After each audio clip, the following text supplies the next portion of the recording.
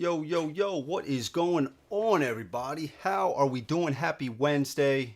Thank you so much for joining.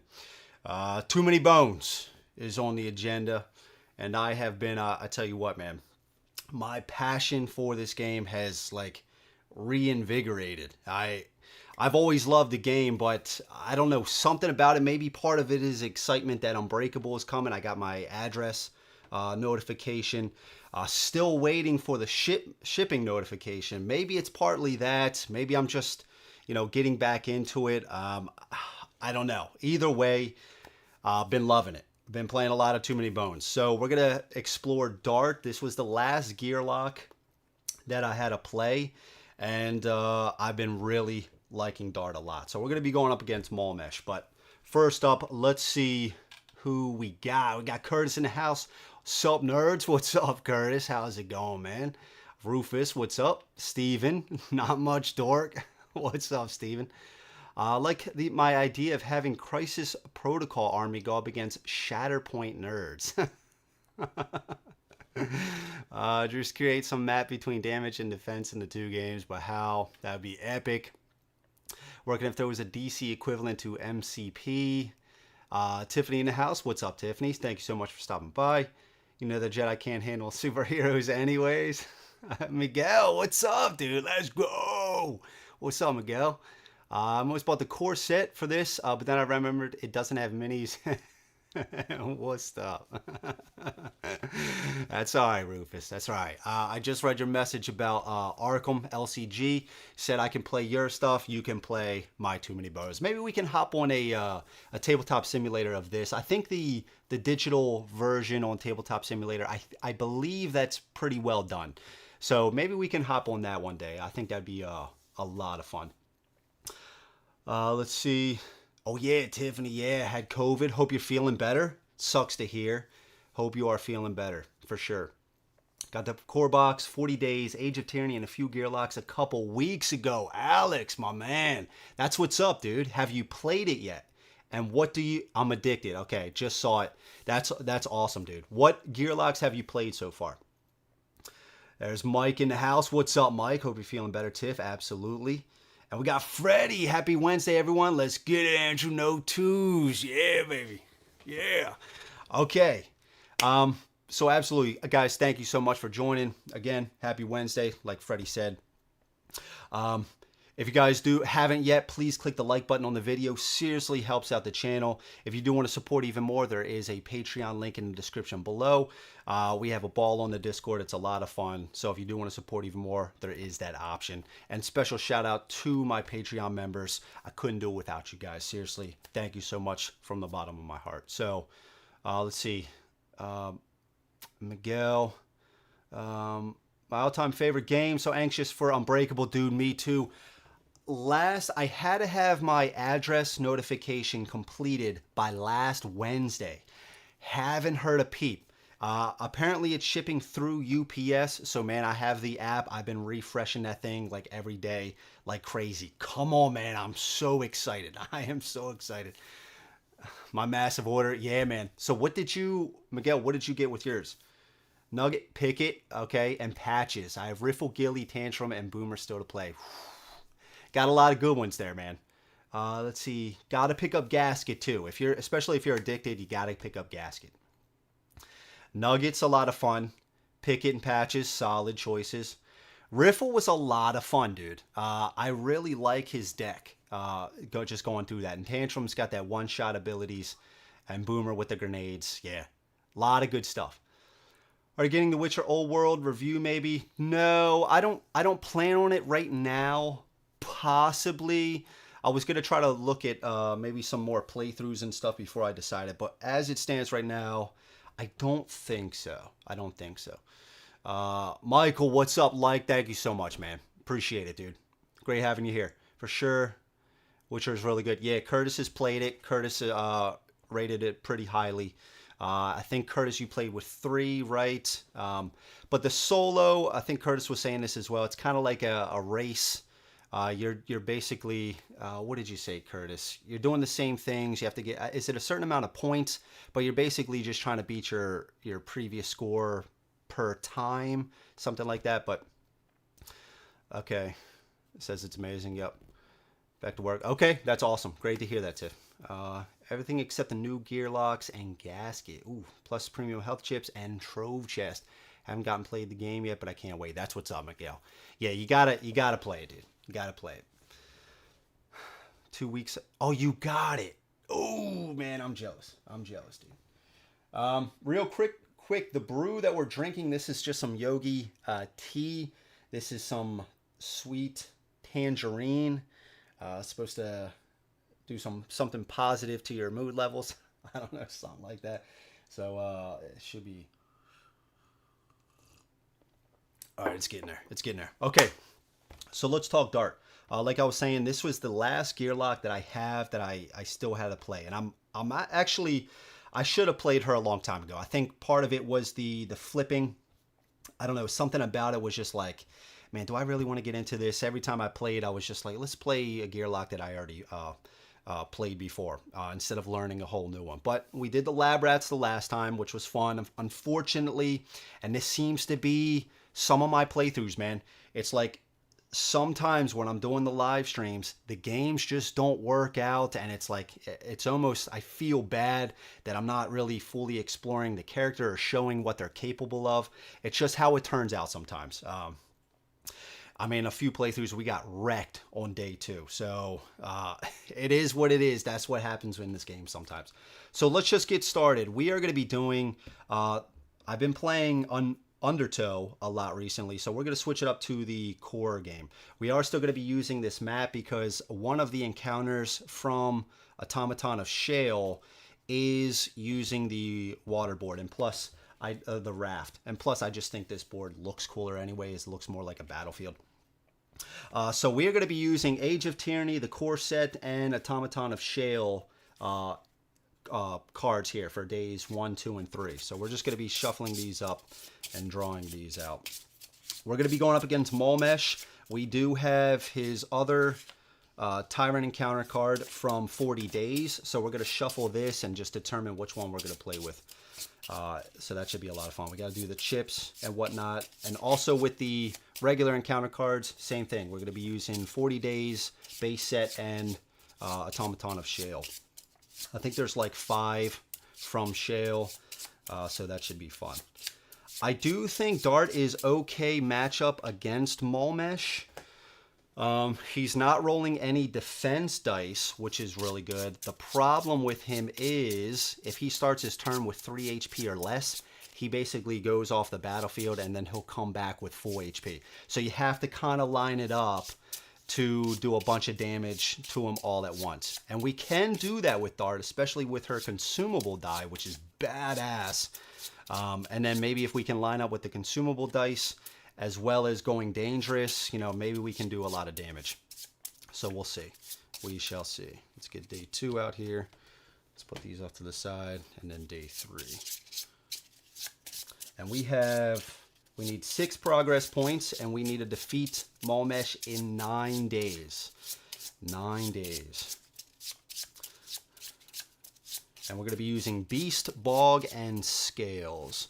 And same thing with the baddies. We're going to be using also the ones from Splice and Dice. So which those are, I feel like they're a little bit more difficult. So basically all the baddies that we can. Also, in addition to that, we are going to be doing Heroic. So we're going to be getting an additional HP and an additional stat. Now, I've been playing this way for some time, especially during the playthroughs and stuff.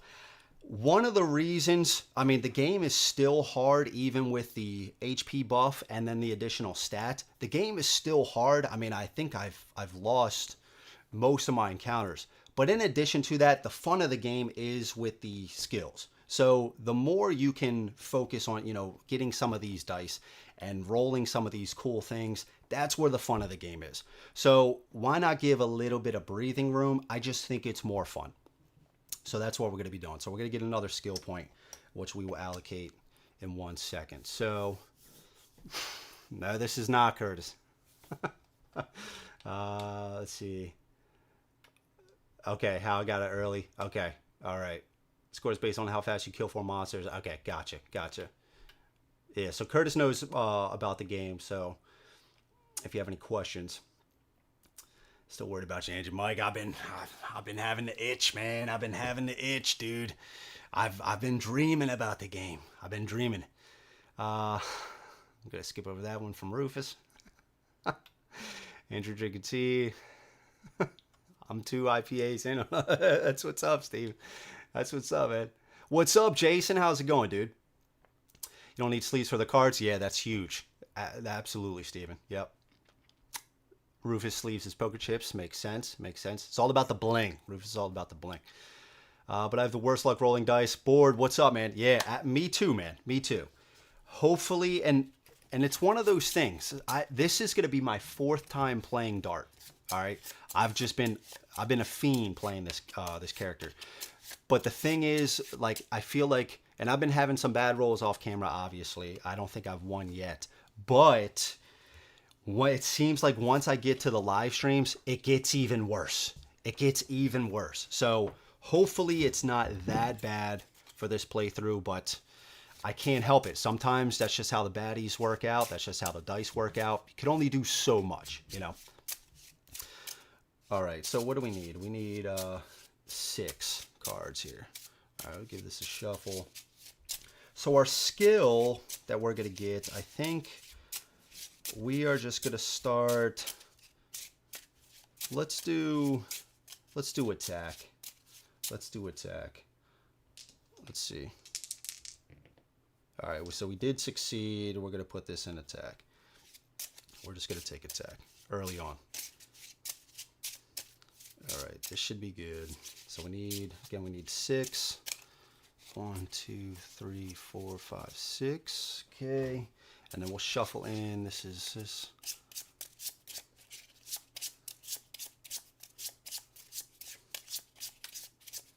Okay, we'll put this. Where's my little covering sheet? There it is. Put this over top, and then we'll put the 3 on top here. Okay, there's our encounters.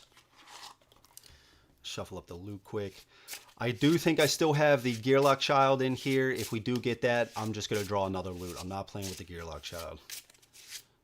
I'm not playing with the Gearlock Child.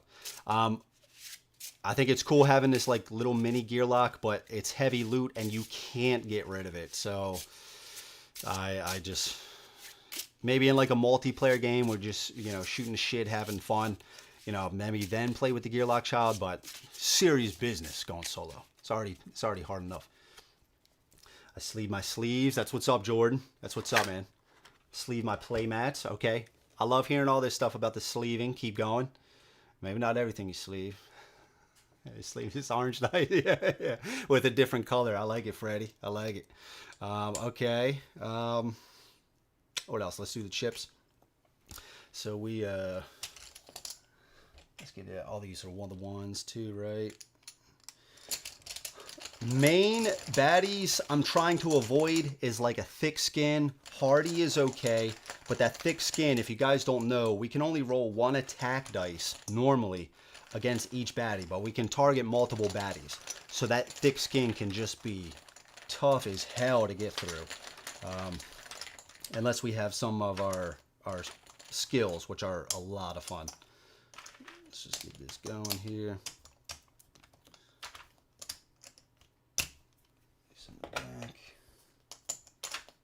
Yeah, I'm most excited for Carcass. God, Carcass just looks freaking awesome, dude. I'm excited for all of them. I'm super excited for all of them. Okay, let's get the 5s, and I do have the crown and the mechs out. I don't think we're gonna need the mechs, but like I said, there's like one encounter card, regular encounter card from Automaton of Shale, that does have the option for a raft battle, and I think that's the only one in the encounter deck. But again, this mat, in my opinion, just looks so much better than the other one. And I mean, you could just forget about these mech spaces, you know, if you want. Easy. Let's get the 5s. Let's see. That's how you keep it mint. Keeps the plastic right. It just works, yeah, man. I know. Apparently, Yeah, I don't know how you guys do it, man. Just keep the shrink even. You guys are bosses, man. Sell them as no. There you go, dude. There you go. You might be on to something. I just don't have the I don't have the patience for it, man. I just don't have the patience for it. All right, these are shuffled.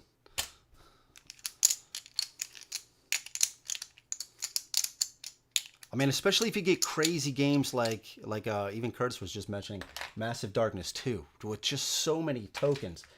Putting those back in the punch board is just, man, that just sounds like so much. Thought it flipped there for a second. Okay, got the 20s here. Oh, I got a stack of 5s. Yeah, they's got to go in. Oops. Do the 5s again real quick, and then I think we are ready to rock. I guess we'll do this again real quick. I think we're ready to rock. So we can take a look at, see if this comes up. Let's take a look at Dart here real quick. Where are you? There we go. Okay, so Dart, is it on the other side? Yeah. Let's go down here. So Dart, just looking at the backup plan, we have Recover, which is awesome. We can heal for 1 HP, or we can spend that bone and go into danger, the danger zone, which is pretty awesome. So we hop onto board, we can run around the actual playing board. We can deal true damage to opponents. We can pick up some skill dice again. We can unexhaust our attack dice, which is going to be crucial for us, because the thing about Dart is she throws these darts, these agents, and once you throw those, if they have agents attached to them, like, you know, whether it's doing the tetanus, doing true damage, what's the other one, like move a wound, stuff like that, once she attaches these, that attack die is exhausted. So you're going to have to figure out ways to get that back.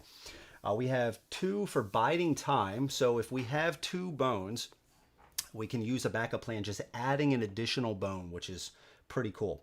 So we just add 1 to Dart's backup plan, and do not remove the bones when using this. So it's just basically acquiring another bone. Quick and painless for 3, roll an agent from Dart's skill area and apply to any unit, no dex or attack die required. 4 is nothing. 5 is fortunate discovery. We're going to be trying to do this a lot for this playthrough. That fortunate discovery, we can, it's got a few different sides here if we just take this off. So this fortunate discovery die, it's got a few different values on here. It's got 2s. It's got a 3, and it's got a 1. So we, instead, like normally we can only roll 1 attack die against a baddie.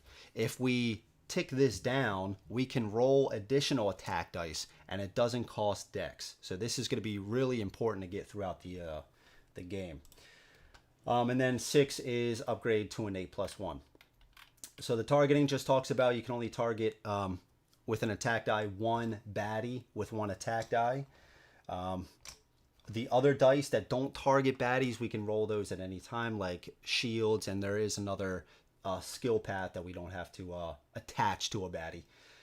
It's talking about using agents. Only 3 attachments or agents can be on a baddie at a given time. Some of the agents, I think all of the ones that attach to the baddies do have a single side that is a bones. So you have to accept the result. So unfortunately, if the bones does come up, we have to just accept that bone. And then it's talking about board the Pigadillo. So board is Dart's companion. Die roll before battle. It's just talking about this. It is a mech, so it is immune to poison, weaken, terrify, stun, bleed, and fatigue, which is nice. And then when it can mount, Dart can mount board. And board can move up to 2 positions during Dart's movement phase. It doesn't cost any dex. So we can even be on top of board, riding them around for 2 free movement points. If we want to get off of board or get on board with Dart, we have to spend a dex to do so.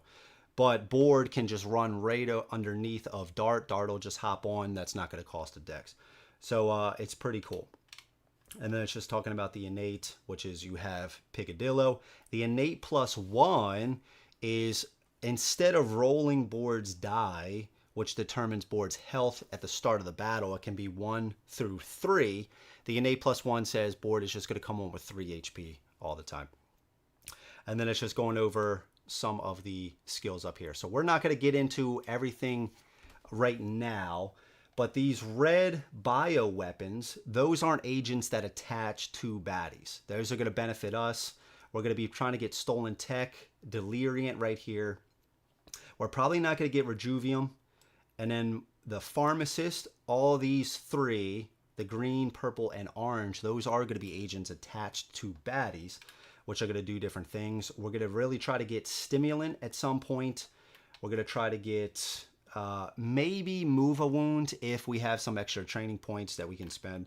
And then we're also going to definitely get Tetanus, which is going to deal true damage, and Lockjaw, which is going to disable at least a 5-point, I guess at least a 1-point baddie, but it can go up to a 5-point baddie.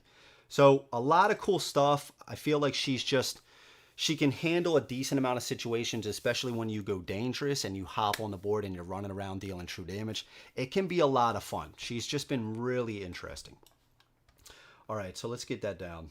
I'll go over the chat, and then we can get started. Yeah, Pig, Armadillo, Pigadillo. That's it. That is it, man. Pigadillo. Okay, let's see. Anthony, what's up, dude? How's it going, man? Okay, talking about Harakiri. Work, work, work. Yeah, man. Well, great to have you, dude. It's great seeing you, man.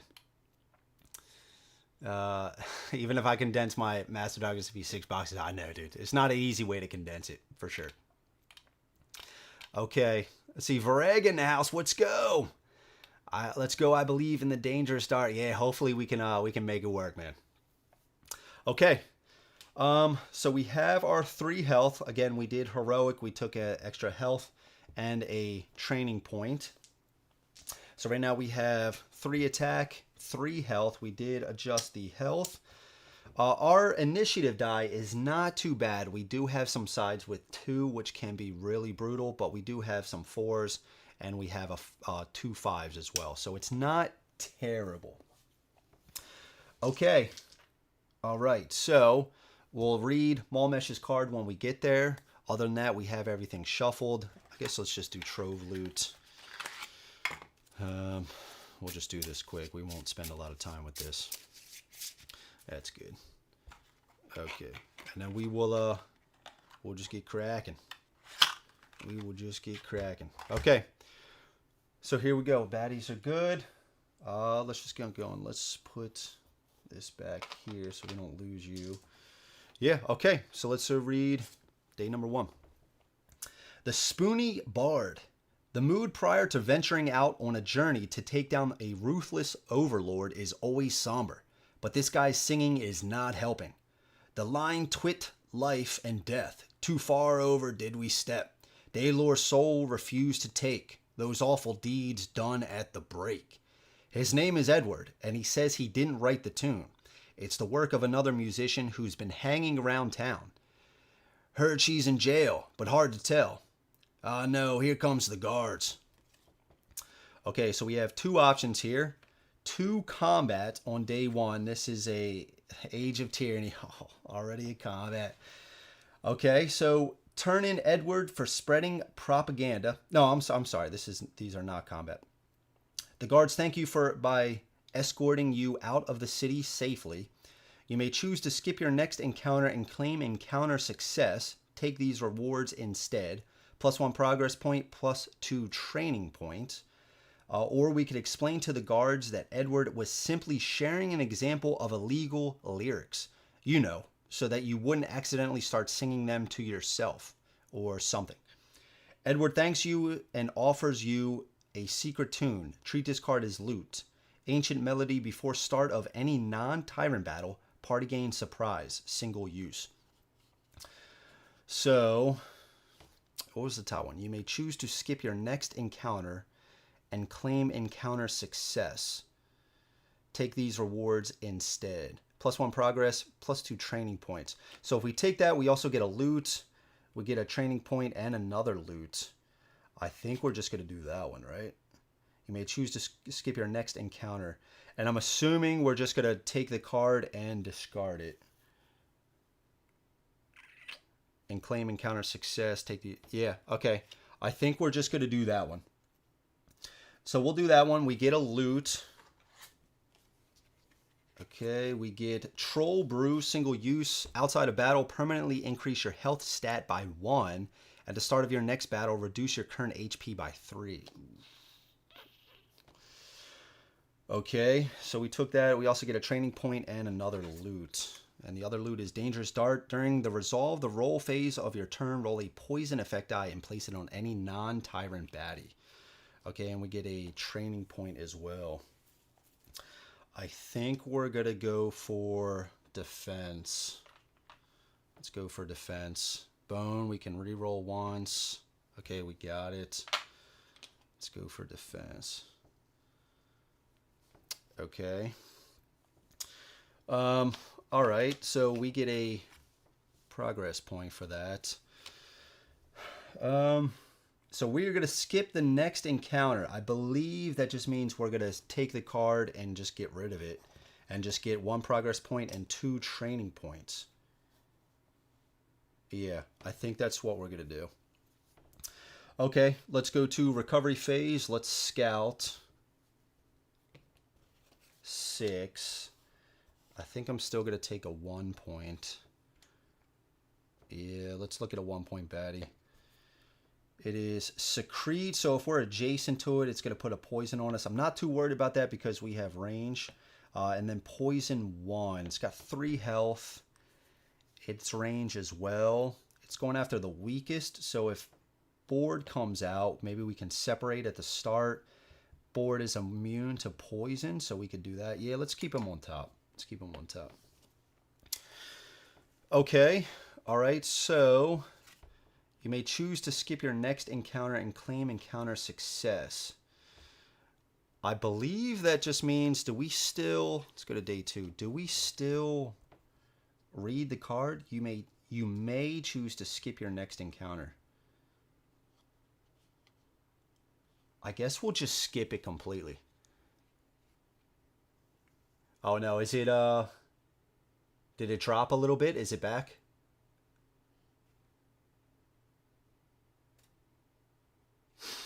Aries, man, I actually trimmed up the beard, man.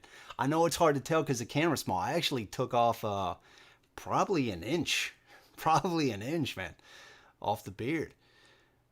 Is it, we got John in the house and we got Tim. Good luck with the game, sir. Tim, thank you so much. Really appreciate it. Really appreciate you stopping by. Can't even make out the dice. Is that right? Oh, that sucks, dude. Yeah, I don't know. I thought it dropped for a second, but it looks like it's back now. Yo, Drew, okay, now I'm catching a live stream. What's up, John? Came in on the tail end of Nemesis. I know, I remember that, dude. Keep seeing Dart around, and I hear she's dope. I might have to pick her. Dude, John, I've been really enjoying Dart. This is going to be my 4th time playing with her. Really been enjoying Dart a lot. Looks fine for me. Okay. Thanks, Jason. Yeah, John, I'd pick her up, man. Okay, so I'm not exactly sure how to, if we read it and then we can choose to skip it, you know, if the rewards are a little bit better. I think I'm just going to skip it completely. You may choose to skip your next encounter and claim encounter success. Take these rewards instead. I think I'm just going to discard it completely, not even worry about it. I think. So instead we got 1 progress point. We'll get that. And 2 training points. Okay. We will still put that over here just to remind us. 2 training points. I think now we're going to get maybe tetanus. Let's get tetanus. We might have a battle coming up. Tetanus, maybe lockjaw. I'm okay with defense for now. I'm kind of okay with attack for now. Maybe health. I'm kind of okay with dex for now too. So I think it's either going to be tetanus or lockjaw. Let's go for lockjaw. Tetanus and lockjaw. So tetanus, we can roll that. We can. It's an agent, goes on the baddie, deals a true damage to the baddie, and then lockjaw, we can disable a 5-point or less baddie. So we did that. I think next time we're going to take health and maybe deliriant or stolen tech. Okay, so we skipped that. On to day 3. Crossing the Cybron. The Cybron River, a glistening vein. This is from the base set. A glistening vein of trade running the length of Daylore playfully beckons as it shimmers in the daylight up ahead. But with so few bridges in these parts, this crossing is an obvious spot. I didn't scout. Let's do that first. 2. I'm going to do the next. I guess I have to do at 1 point.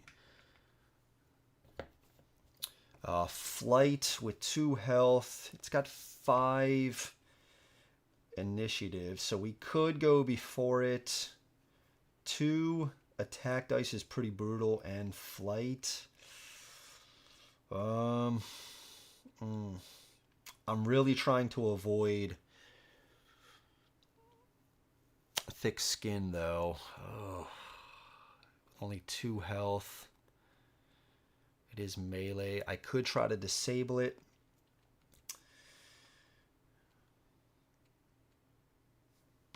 Let's keep it. Flight can be brutal. Let's keep it on top. Okay. A journey of this importance leaves only 2 options. Tucking the ears and trying to blend in is risky but efficient. A boat at dusk carries less chance of discovery but requires business with the Molnar. A trading syndicate with their own set of drawbacks. Okay, tuck your ears and walk like a commoner. We get another progress point and a training point. Roll a d6 for each gearlock and party. On any 1 to 2, your party is spotted. Find the first tyrant encounter in your deck and place it on top. Shuffle the remaining cards and keep them underneath. But it is a success. Success is achieved no matter the outcome, or hire the Molnar. So we get a trove loot. I think I'm gonna try my luck at the top. I'm gonna try my luck. Let's take the D6. Trying to avoid a 1 to 2. It is a 4. What? 4. Hell yeah. Okay. So we are not spotted. We get a progress point for that, and we get a training point, and we get a progress point for completing this. Okay. Training point.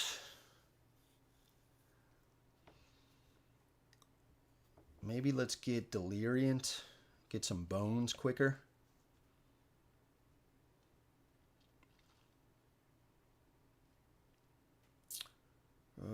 Or a health.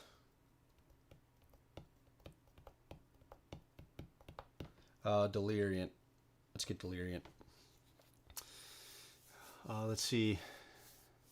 Gotta take your monitor out of the sleeve.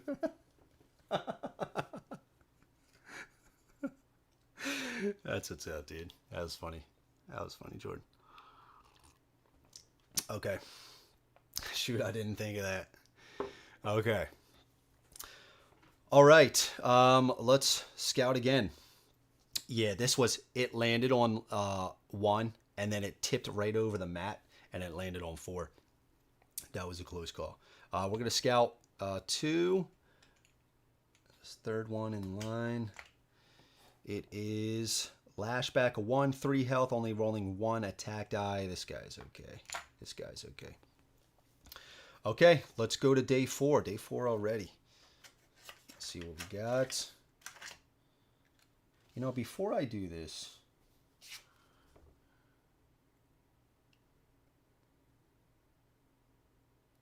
no, I'll consider doing the Troll Brew later. Okay, the old stomping grounds. Finally, a landmark I recognize. Before the tyrants invaded and things got bad, groups of us would hang out on these shores. The pond had a peaceful, calming quality that was worth the couple days' travel to reach. I know this area better than maybe anyone or anything, but now it's become a home base for trolls. With fresh water and plenty of fish, it's the perfect base of operations for them. The clean spring water is also just right for brewing their fermented drink of choice. Hell yeah. Guess we're about to see who knows this place better. This is from 40 Days. Okay, reclaim your childhood. Baddie points include Troll Brewmaster, 5 point, if possible. On your turn, you may spend 1 dex to move any initiative die 1 spot, including baddies. No time to get sentimental. Draw them out to the road. Baddie points include Troll Brewmaster, 5 point if possible. Only 1 baddie may be on battle mat at a time. So we are on day 4. That's 4 1-point baddies. All right. We can't include the Troll Brewmaster at all. It says include him if possible. So instead, we're just going to be facing 4 1-point baddies. So what do we... You may spend 1 dex to move any initiative die 1 spot. We do get an extra loot for that. But I do kind of like, let's not risk it. Let's not risk it too much. Let's actually do the bottom one. Only 1 baddie may be on the battle mat at a time. Let's actually do that one. Let's do that one. So we're at day 4. Let's get these 4 out. So first one is going to come on. It's got 3 health, 3 initiative. He is ranged. It's got secrete and poison 1. Let's roll board. See what we got. We got a 3. Nice. So it comes on with 3 health. Now we can choose to either, let's see where we start to. A 5. Nice. So we can choose to come on and be on top of board already in a ranged position, or we can choose to have board be separate. Board has to be in a melee position, and we would be in a ranged position. So he is going to go after the weakest one. We are tied, so we would have him go after board. Since board is a mech, the poison is not going to take effect. So we can just have him keep pinging at board, and we can just throw some darts at him. So I think that's fine. We're going to do separated. We'll be right next to him just in case we want to hop on the board for some reason and go after him. Maybe go dangerous and just do a true damage to him, something like that. So I think we're ready to rock. Only 1 point. Yep. Okay. And then these guys will come on after that. Okay. And we're not immediately drinking the Troll Brew. I'm sure it's good, man. I'm sure it's real good. Set to 480. Oh, man, dude. Potato mode. I wound out with a kid. Oh, shit. Okay. All right. Our turn. So, yeah, we're going to be separated. We're going to go first. So, round 1. We can only roll 1 attack dice. We can roll 2 defense. We have 4 dex. Let's roll this, our Deliriant as well. I think that's fine. Yeah, we'll just roll this. And we don't have to with the agents attached. So this last 3 columns, if we roll that with a dart, we have to accept the result even if it's bones. This one we do not. So we'll just roll these. Okay, we got some good defense. I kind of want bones though. We got a really good result with this. However, we're not going to put this in right now. We're not going to accept that. That's a good roll, but if we go dangerous, this die, we need to spend 1, so I don't want to spend this one. This die also helps us when we go dangerous. Because when we go dangerous and we remove dice from the backup plan, we can move 1 to 2 spaces. This gives us a buff movement of +3 movement. So I kind of want to have this a little bit later on. It might not make that big of a deal, but it could. It could. And we deal 1 damage to him. He's going to attack. He's going after the weakest. We are even, so we're going to have him go after board. Poison 1, but that is not going to affect him. Let's put this back at 5. Okay. Us again. Let's re-roll our defense. And if we don't attach any agents to the attack die, it does not exhaust. If we do, it will exhaust. So right now we're not attaching any agents. I'm not too worried about this guy. Let's roll this again. So we got a bone here. We did get a bone here. We deal 1 damage. I think I am going to put this in here now. And I'm going to use a backup plan. Biding time is you just add another bone. So we're just going to take this and you don't remove these. So we're just going to do that. Again, he's just going to go after trying to put poison on board. Is not going to take it. And then we're going to go to round 3. Let's roll 1 attack, 1 defense. We did get another bone. Nice. Dealt a damage, taking him out. Backup plan, we're going to do biding time. So we're going to get another bone. Hopefully we can get to our innate +1. I believe we should be able to. Okay, he comes off. End of round, he's going to come on. So he's going to come on 2 HP. Come on to the back. And he is melee, so he's going to start right here. So good thing is we are going to go first. Let's roll 1 attack, 1 defense. We can... Yeah, let's put a poison. Not a poison, I'm sorry, tetanus.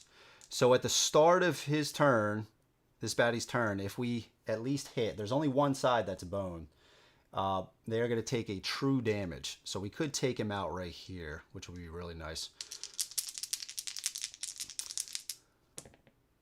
Okay, so we did get it. Attach this. This die exhaust. We did get a defense. We didn't get our 6th bone, but we did deal a damage. That's our turn. And at the start of his turn, he's going to take a true damage. And this is going to exhaust. Okay. We have that. This guy's going to come in. He's 3 health. He is melee. Start of round 5. We're going to go first. Let's take both of our defense out, and we're going to roll an attack die. And lashback, I think it has to be against, yeah, by an adjacent opposing unit. Okay, there's our bones. We dealt 1 damage to him. So we are going to do our innate +1. So that's 6. Innate +1. So that's going to make board come on. Every time board comes onto the board, it's going to have 3 HP. And then we're going to slot this in afterwards. Okay. He's going to go 1 attack die against board. Got 1. That's fine. And again, only 1 baddie can be on the battle mat at a time. Okay. Round 6. Fatigue. Take a damage. Board is a mech, so he's not going to take 1. We are going to take 1. Now we're going to go 1 attack, 2 defense. Okay, we got some good defense here. We dealt the damage. He's taken out. We're not going to use this yet. I'd really like to get the Fortunate Discovery, but it looks like we might not have time. Okay, this guy comes on. 3 health. 3 initiative. He is ranged. Poison 1. He's going to attack 2 targets. Okay, so we are going to go first. Let's do disable. We will stay right here. So we have 4 decks. We're going to roll 2 defense, 1 attack, and we are going to attach Lockjaw to it. Okay, so we got 2 defense.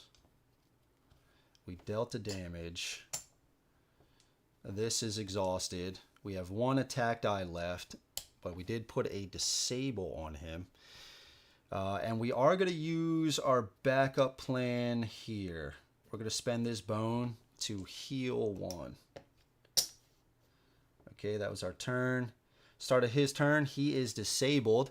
So he doesn't have any attack dice. He just has the poison 1. So end of turn, this is going to come off, but he doesn't do anything. Fatigue. He's going to lose 1. We lose 1. And we're just going to attack again. We only have 1 more attack die. Let's roll this 2 defense.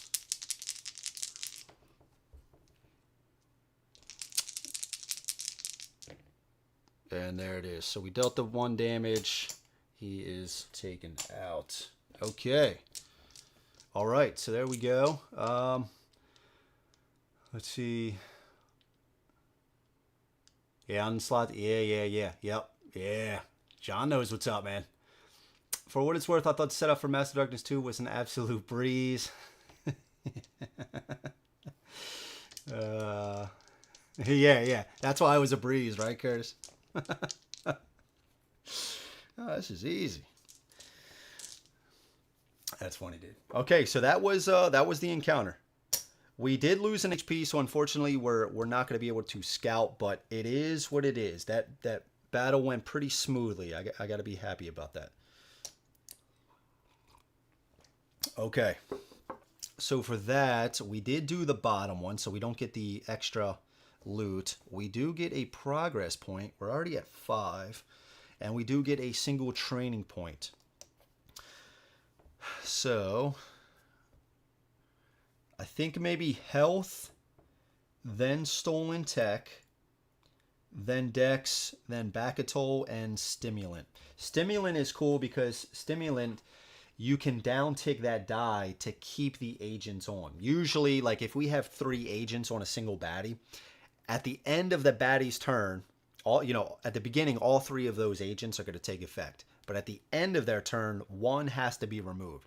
So it can be beneficial to put more on. So let's say we have this deal true damage.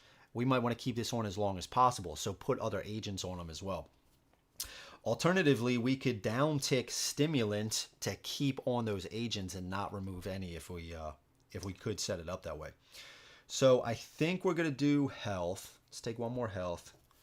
Going up to 4. We still have 3 here. Recovery. Yeah, we're just going to take that extra health back. So we're not going to be able to scout. But it is what it is. At least we got our innate +1. So that's cool. Okay, going to day 5.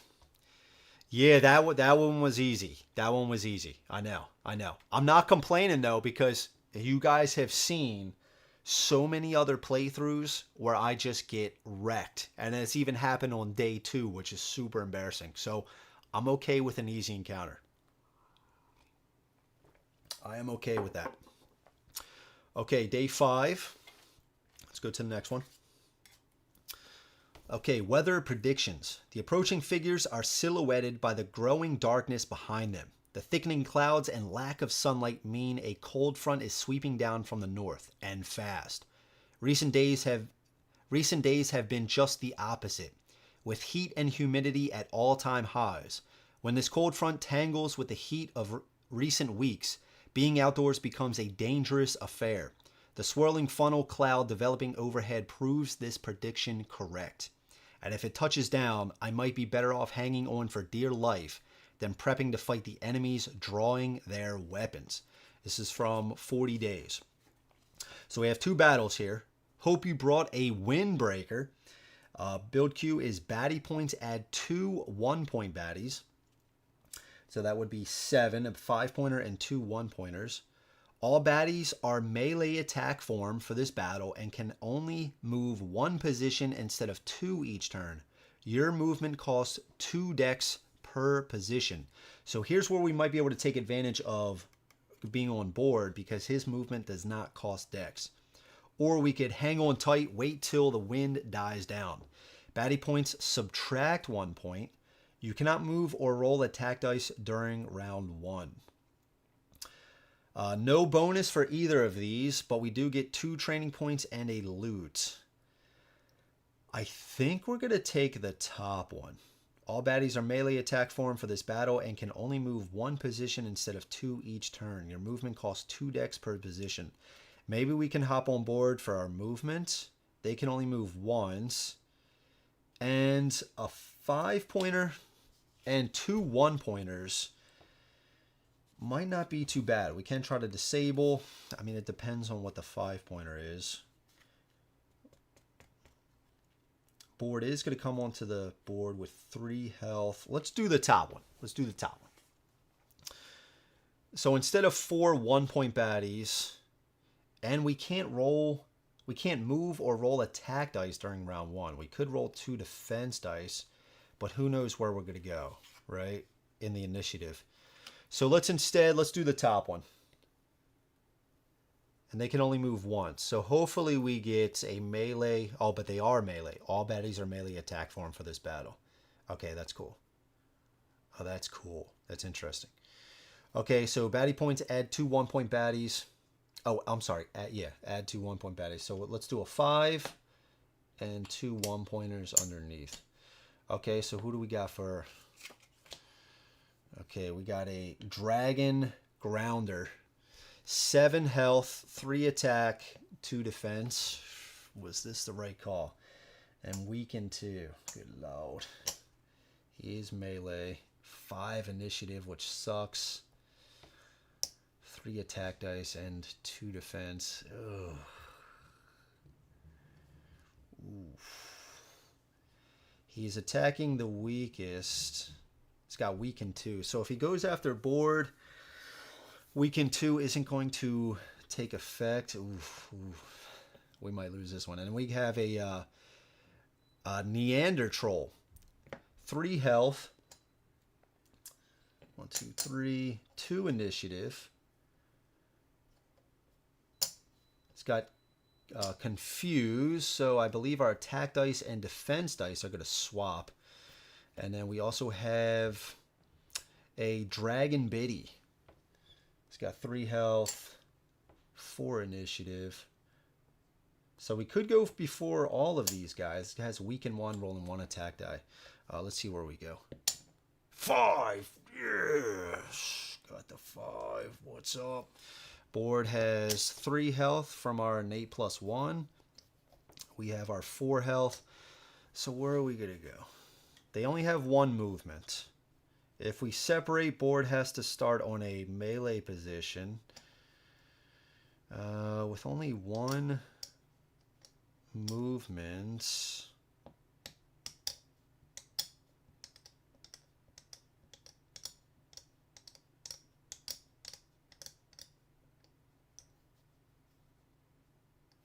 Just want to check confuse. I believe it is health and units attack stat and defense stat are swapped. Yeah.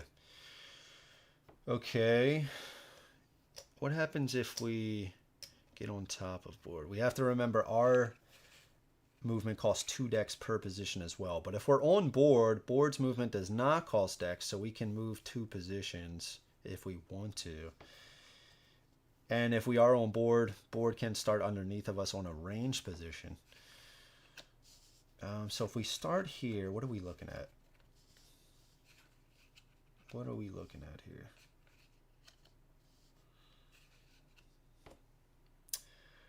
I mean, this guy's going to roll 2 defense dice. It's going to be pretty brutal. So at the very least, I'm going to roll maybe 1 attack die each. Maybe put tetanus on this guy. Maybe even lockjaw. Just so at the end of his turn, this can come off, keeping tetanus on there. I'm not too concerned about this guy. I have to remember they only have 1 movement for this battle. We definitely need our fortunate discovery.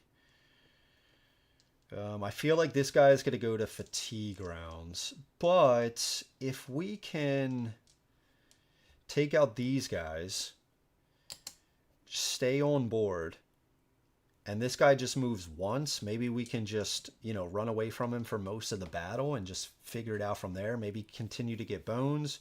We can keep healing, so even in fatigue, and maybe try to get bones for our fortunate discovery, rolling more attack dice. I think that's the way. Yeah, Brian, what's up, man? Yeah, Brian. I'm hooked again, dude. I think part of it is excitement for Unbreakable coming, but yeah, there's gonna be more Too Many Bones on the channel. I'm probably gonna start doing this regularly. Take out the weakest baddie. Yeah. Roll a 3 attack dice. Ooh.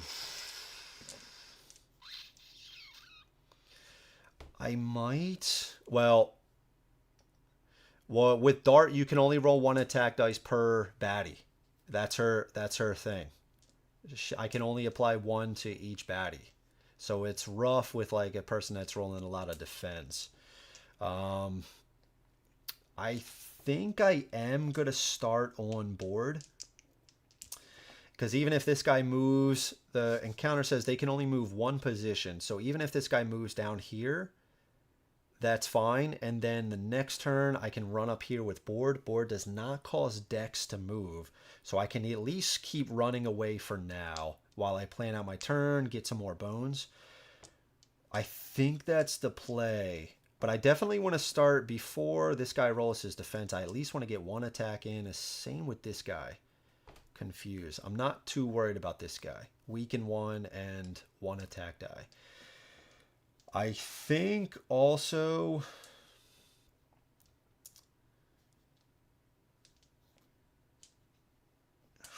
this guy's going to roll a defense as well. He's not going to be able to get me. Maybe I do this for now. Because I can still apply these. These will still take effect even if he has defense on. So that's fine. So let's actually do that. With 4 decks, we're going to roll 1 and 1 and 2 defense. Yeah. Yeah, dude, Brian, I've really been liking Dart. She's been a lot of fun. A lot of interesting decisions. So we're going to do this. We're just going to roll 1 attack die against this guy, 1 attack die against this guy. These dice aren't going to exhaust because we're not attaching any agents to them. But I should put Tetanus and Lockjaw back before. And we do have this. I got to remember this. We do have Dangerous Dart. During the resolve and roll phase, roll a poison effect die and place it on any non-tyrant baddie. I think we're going to do that. I think we're also going to do that on this guy. Yeah. Okay. So let's do that. So poison effect die we have here. We are going to roll this and try to put this on this guy. So let's do that. All right, so this is against him. Bones are okay. No damage. Let's see what we get against him. We got a 1. Weaken 2, so he's only going to roll 1 attack die. Kind of is useless right now. We did deal 1 damage. We're going to use our backup plan of biding time, so we're going to get another bone here. Man, I wish it was poison, dude. Poison would have just been... Oh, that's what I was really hoping for. It is a single use, so that's out. Let's just put this at the back. Okay, that was our turn. That was our turn. Yeah. Okay. They can only move 1, so he's gonna move here. He is gonna roll 2 defense dice. 2 bones. Holy smokes. Okay, that was his turn. This weaken comes off. Wow, dude. 2 bones. What's up? This guy's gonna go. They can only move once. A weaken 1, so that's his turn. He's going to move. We're going to have him come down here. He does have a defense, so he does have that. Okay, round 2. Our turn. We're going to move 2 positions. Again, it usually costs us 2 decks per position, but board does not cost decks to move. So we're going to do 1, 2. Wow, that was crazy. I think kind of the same deal, right? 1. Maybe now that he has defense, maybe instead...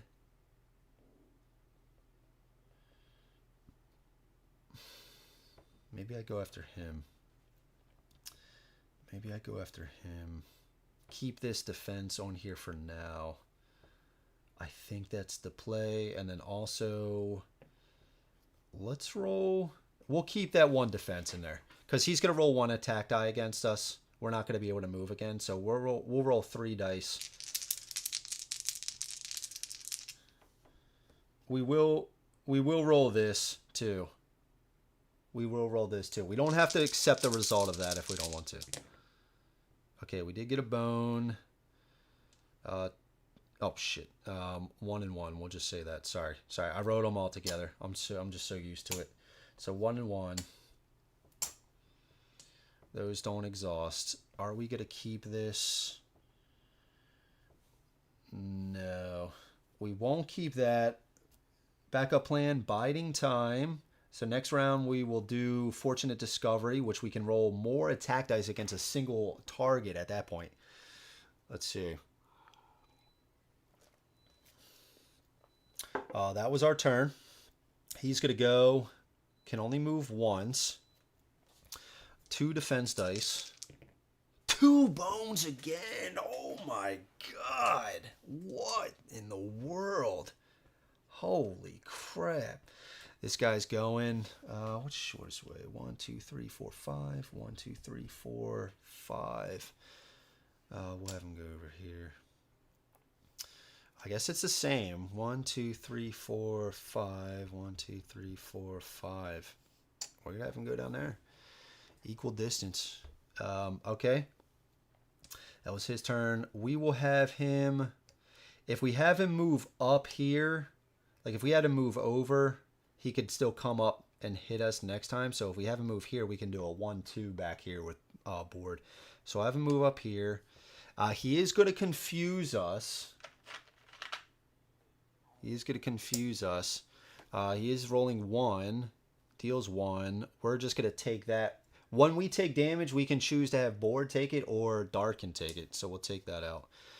We'll just take that. But we are confused. Round 3.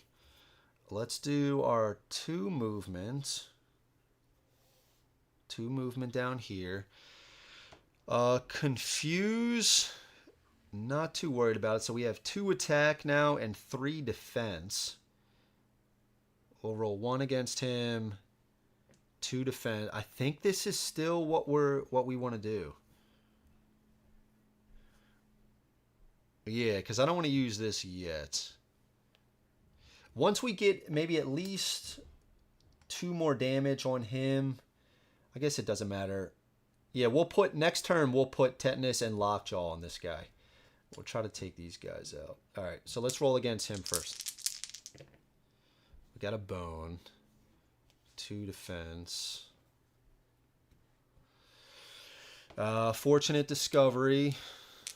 Costs 5. Let's see what we get. We got a 3.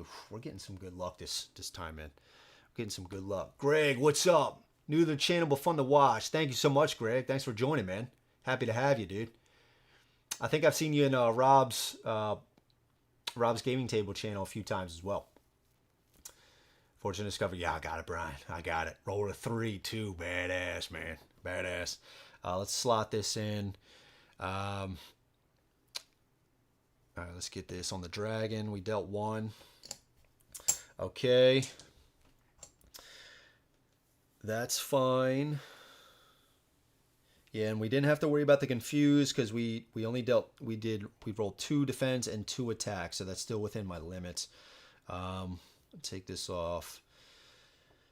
I think that's okay. Got the Fortunate Discoveries. This thing is badass. He's gonna go. They can only move 1 still. 1, 2, defense. 2 bones again. What in the world, dude? Dude, that is crazy. I've never seen that. 6 dice for defense. Oh my God. That is wild, man. That is wild. He's going to move over. Oh my goodness. He'll move 1 down.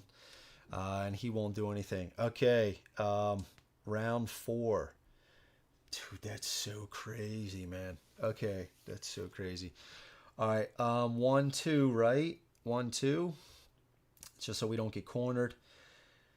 And I think so. Let's put tetanus and lockjaw on this guy, so that way we can do some true damage, and then eventually we're gonna go dangerous, so we can hope to get some bones. I think what we're gonna do, we're gonna re-roll this defense.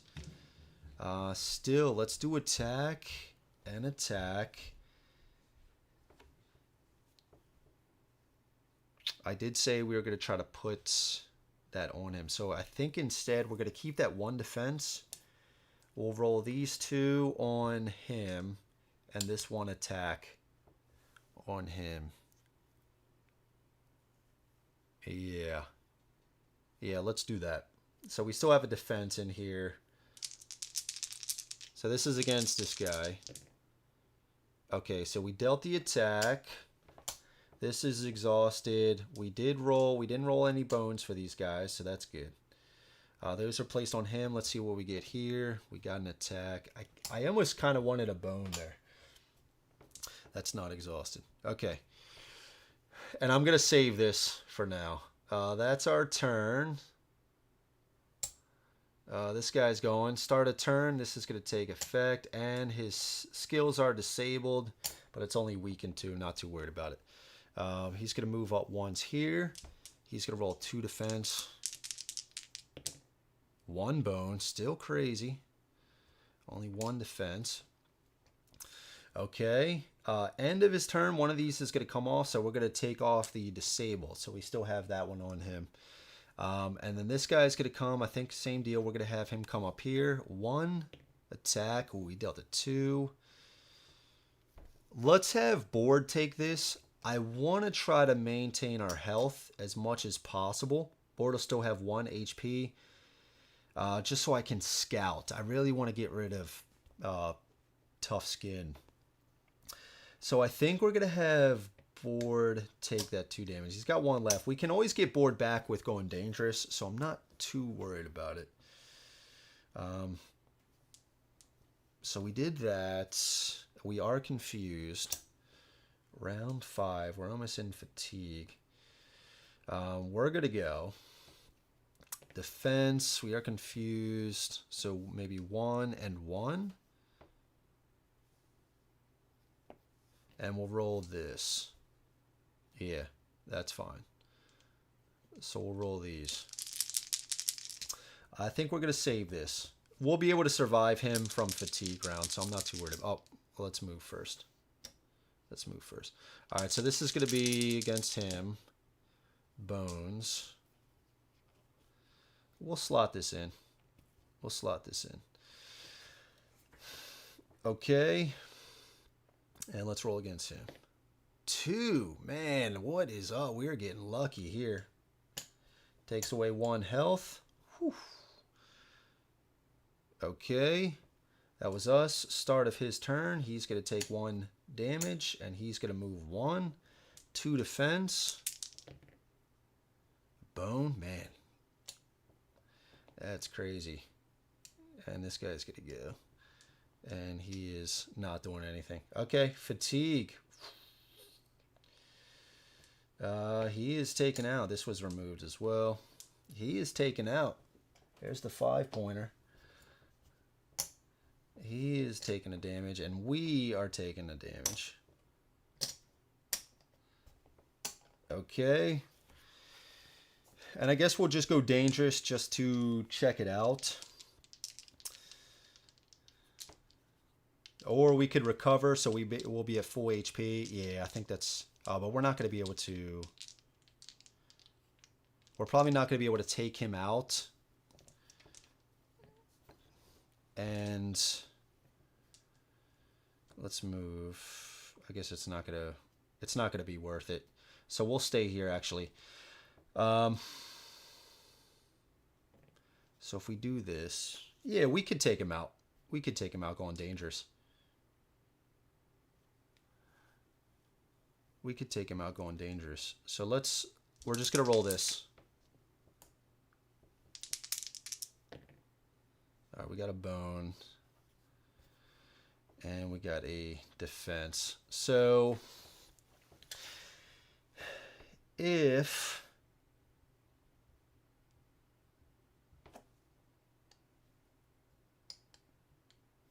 Yeah, but we're just going to lose another HP next turn.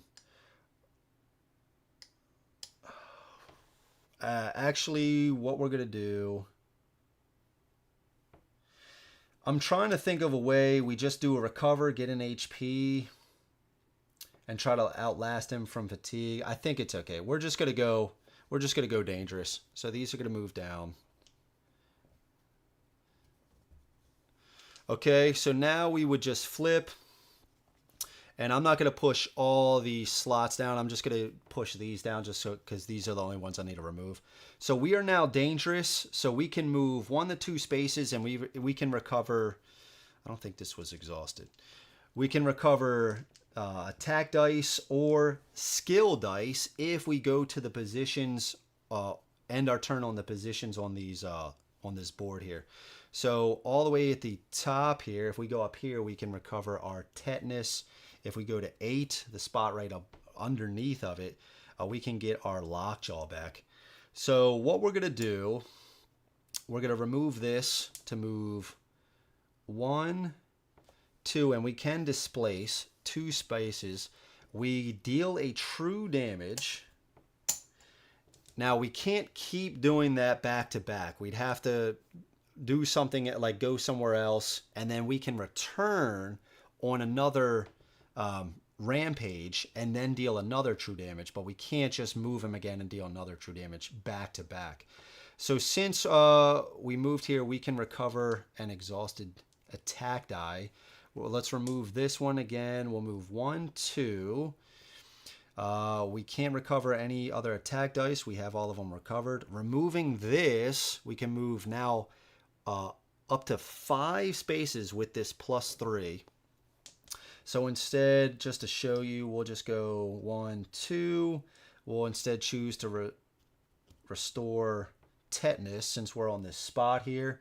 And then the last one, we are just going to remove this 2 spaces adjacent and dealing a true damage. Super strong.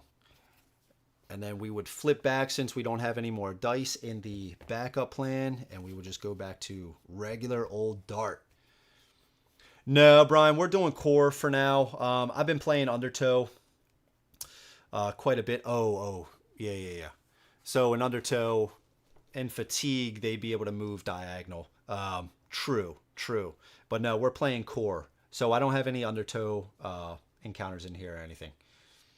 Let's see. Can move 3. Yeah, for the 2 decks. I could have done that. Yeah, that's right. I would have had to hop off board, though. But then board could just move right underneath of me, and I'll just hop on, which is pretty cool.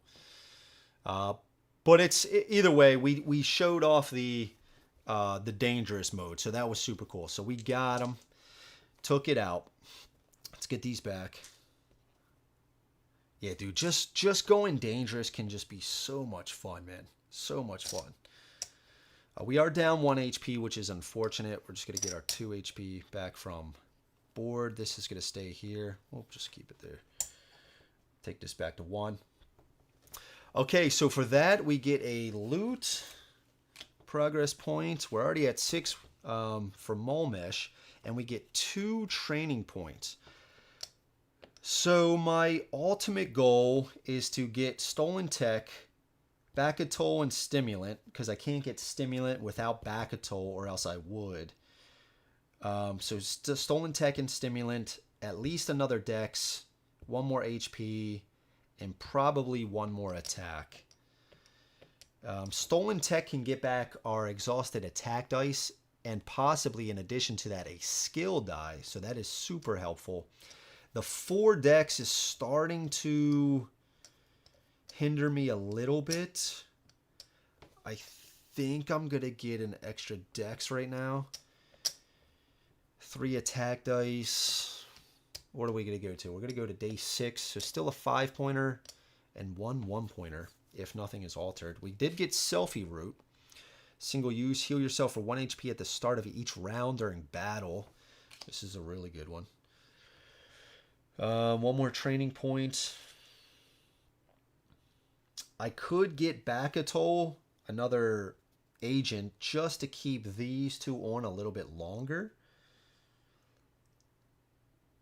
So then I could remove this first, keep these two on there. Let's see.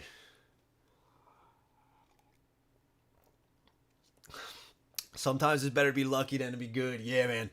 And a lot of times that'll save you in this game for sure, man. That'll save you for sure.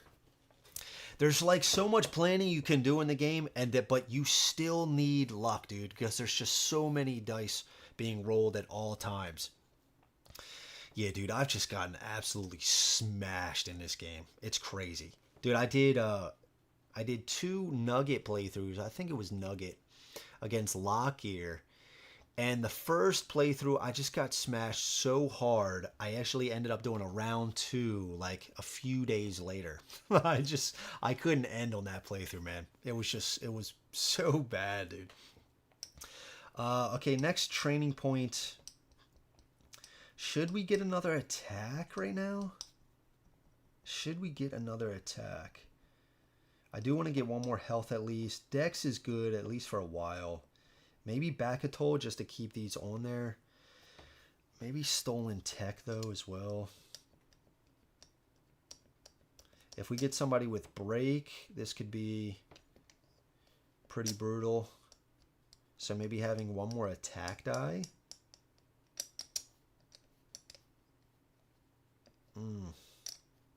But then if I have Stolen Tech, I could just get back one of those attack dice. And if I go Dangerous, I can get back the attack dice.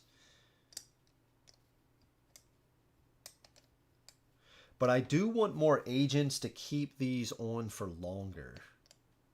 And I am going to want stimulants, but I don't think I need that quite yet. Okay, I think for now...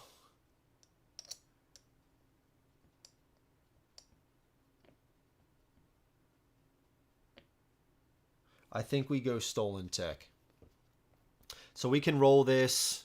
Hopefully we get this result. We can get back an attack die and any other die. So we can get skill dice back. I believe probably another attack dice if we wanted to. So we'll get Stolen Tech. We'll get Stolen Tech. Recovery, we're going to heal up 1. Okay, he's at that. So we are at 4 HP. So I think next turn... we'll get another health and attack. And then we'll get Backatoll and Stimulant. And then another Dex if we're lucky enough. And then maybe defense. Depending on how much. Okay. Let's go to day 6. What do we got? Okay. It's all connected.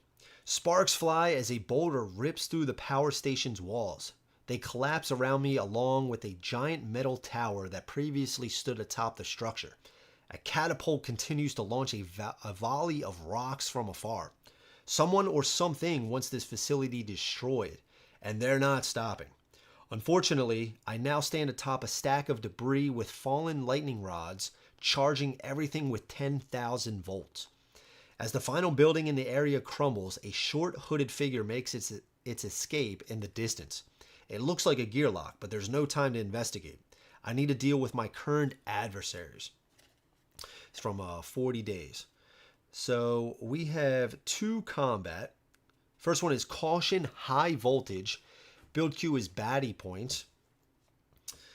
Again, we couldn't scout before. When any unit takes damage from attack dice, also deal 1 damage to all units adjacent to the unit taking damage. So it's like a chain lightning. That's pretty cool. This is a chain effect that should trigger until there are no more connected units. Does not hit any unit twice. Or hazard of severe electrical shock or burn. Baddie points.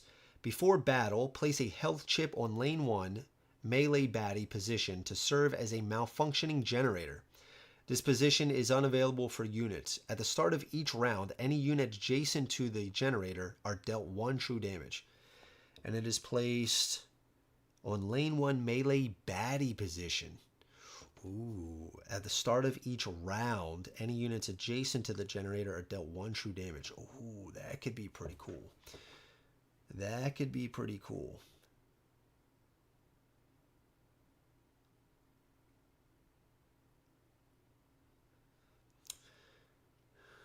So, oh, that could be pretty cool. Chain Lightning sounds badass too. When any unit takes damage from attack dice, also deal 1 damage to all units adjacent to the unit taking damage. Oof. I don't know, but that generator sounds awesome. And we can avoid that as well. So that's going to be place a health chip on lane 1. Melee baddie position. Yeah, so right here. So then we know, hopefully it's melee. They start here, and hopefully number 3 is melee. So they start, and it's at the start of round. All units adjacent to the generator. So then I guess what I could do is, say, for example, I have board here. If those two are melee, he comes and he's still adjacent. He stays here because board's here, so he's still adjacent. Hopefully board lasts. Yeah, I think that's what we're going to do, and then we'll start like over here somewhere. I think that's what we're going to do. So we'll do option number 2. So baddie points, we're on day 6. Oh, it's only we're on day 6, right? 1, we skipped that, so 2, 3, 4, 5. Yeah, so this is 6. Yeah, okay. So only 2 baddies. Yeah. Should we do this? Should we do the troll brew? Outside of battle, permanently increase your health stat die by 1. At the start of your next battle, reduce your current HP by 3.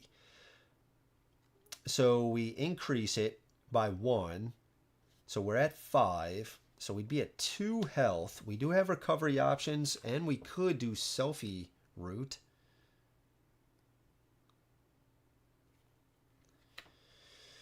I kind of want to hang on the selfie route, though, for the tyrant.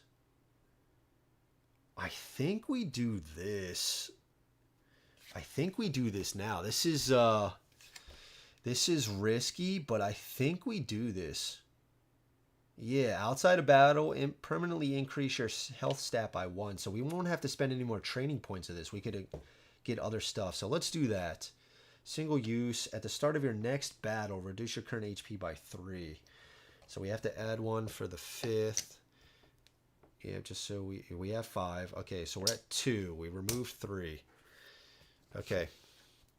I think with this generator, maybe we can line it up. We'll see, and then we can determine how we start on board. We can have board take the damage. So let's see. Board's going to come on with 3 health. So let's see what we got. Okay, we got a secrete and poison 1. Okay, that's not bad. It is melee. Rolling 2 attack dice, secrete 2, and poison 1. We can have board start next time. Okay, so let's put our health chip out here for... Is there something else we can use? We'll put this here. So that's the generator. Serve as a malfunctioning generator. This position is unavailable for units. Okay, so he's still, I believe he's still going to take these. So he's got 6 health. 1, 2, 3, 4, 5, 6. 3 initiative. So he's going to try to take the next available melee position. So he's going to go there. And... oh, it is ranged. God damn it. Oh, that's unfortunate. 2 health, 6 initiative. It is a kobold tracker. These guys wrecked my face before. Okay. He's going to go after the weakest one, though. So that will... oh, that's going to be us right now. Let's see where we go. We got a 4. Okay, at least we didn't get 2. So we are going to go before this guy. So I think we still go here with Bard. Ooh.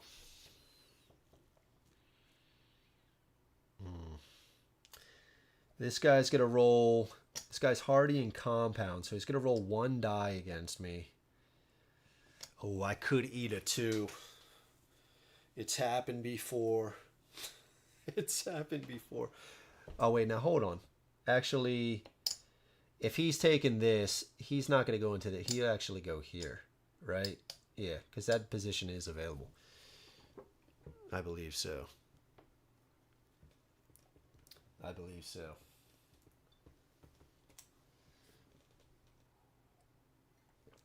Oh, I could eat a 2 to the face. So I could use this selfie route. Heal yourself for 1 HP at the start of each round during battle. I think I have to. It's unfortunate, but I think I have to. I can't risk him rolling 2. I have to. Yeah, so let's do this. We'll use the selfie route. Heal yourself for 1 HP at the start of each round during battle. Yeah, we'll do this. We'll do this. Because we want to keep him here. We want to keep him here. Oh, we could actually place this how we want. We can place this how we want. So we could actually, I believe so. An A+1. You may instead place it in a lock slot with the side of your choice. Interesting. With the side of your choice.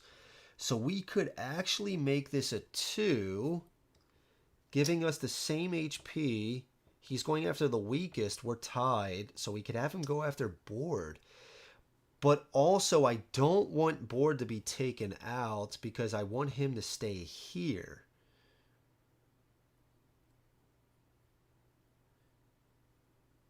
And what is this? At the start of each round. Okay. So he is going to take a damage to start. I don't want him coming in. Yeah, because... Yeah, I can't. I can't have him take out board. And then if board is gone, this guy moves down 2. He rolls 2 attack dice against me. Secrete 2. Poison 1. There's no way. I'd be dead all the same. So we're going to have him start at 3. And we are going to use Zelfie route. Yep. Okay, so start a round. We will heal from the Zelfie route. We will also deal a true damage to all adjacent units. He's going first. He's targeting the weakest one. Oh, we're at 2. Oh, yeah, we started. Oh, we're still at... Oh, interesting. I completely forgot if we used the Zelfie route. Now we're tied. So now we are going to have him attack board. We're still going to have him attack... Oh.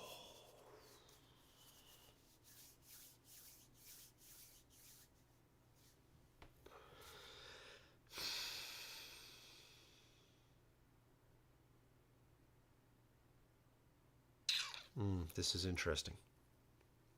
This is interesting. Are we assuming that board is going to be taken out next turn? No, he could still live. He's going to target us. He's going to target us. Bone, yes. Our turn. All right. Yes. Okay, so we have 5 decks. 1, 2. Should I use tetanus on this guy, try to take him out immediately? I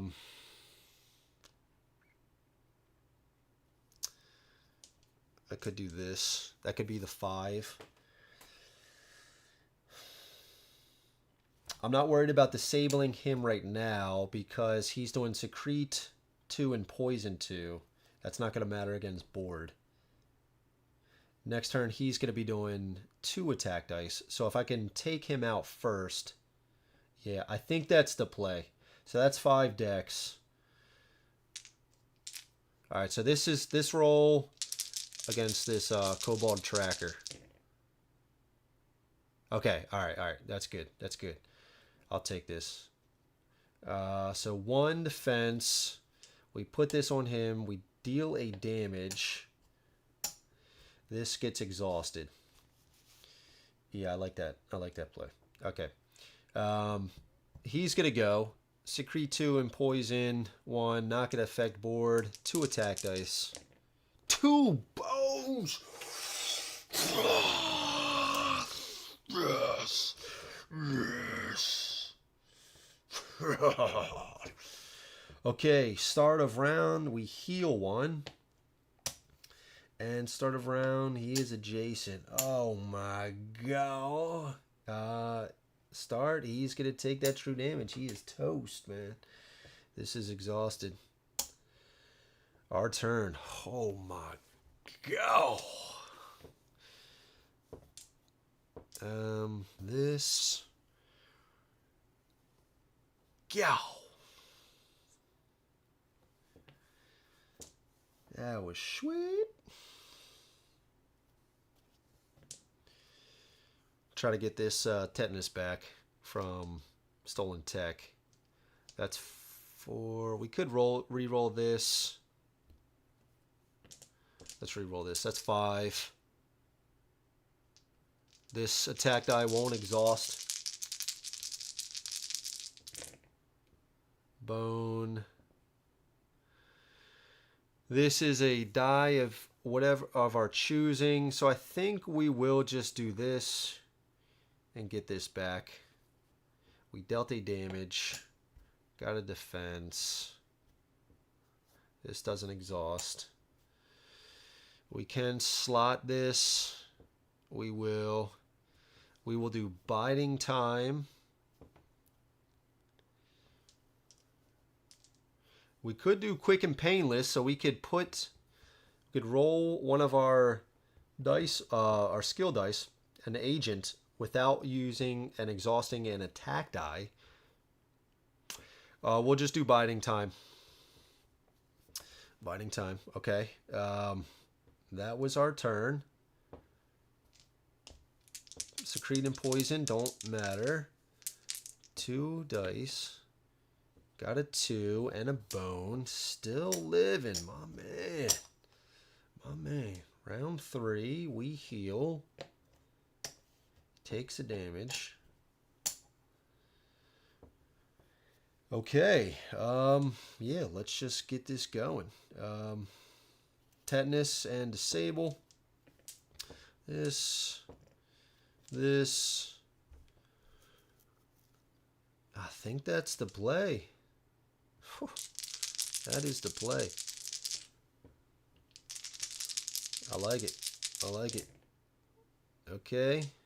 Disable and tetanus on him. We deal a damage. And we got a defense. Things are looking up. Things are looking up.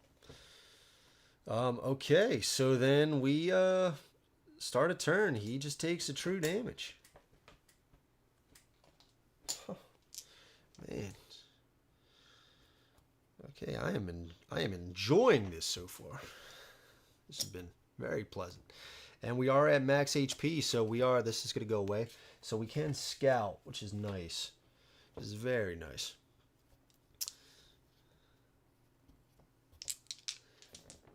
Very nice. Okay. This goes away.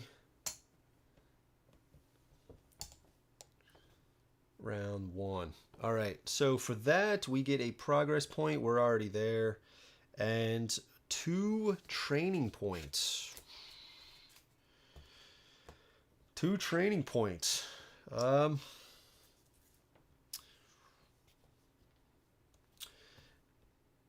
We're at max health. That worked out. Should we go for another attack? Let's do that first. We fail. We could go for one more deck. Now let's get back a toll. Because I do want to try to get... It's another agent we can place. You know, so if we roll these 3, we can remove back a toll first to keep disable and or lockjaw and tetanus on them. And then let's try for another attack. Bone again. So we will just get stimulant. We'll get stimulant. Okay. So far, so good. So, and we are at max health. Dart's skill or stat dice only go up to 3 max. So I think next turn, skill points, we're going to try to get another dex, an attack, and then maybe a defense, and we might be good to go. Recovery, let's scout. We got a 4. Could do a 5. Yeah, let's do a 5-pointer. Stench 2. Poison 2. Careless of 1 if he rolls a bones. Got 5 health, 2 attack dice, 2 defense dice. This is a Wiser Golden Troll Ultra. Good lord. So Stench 2. That's going to deal 2 true damage to all adjacent units wherever it dies.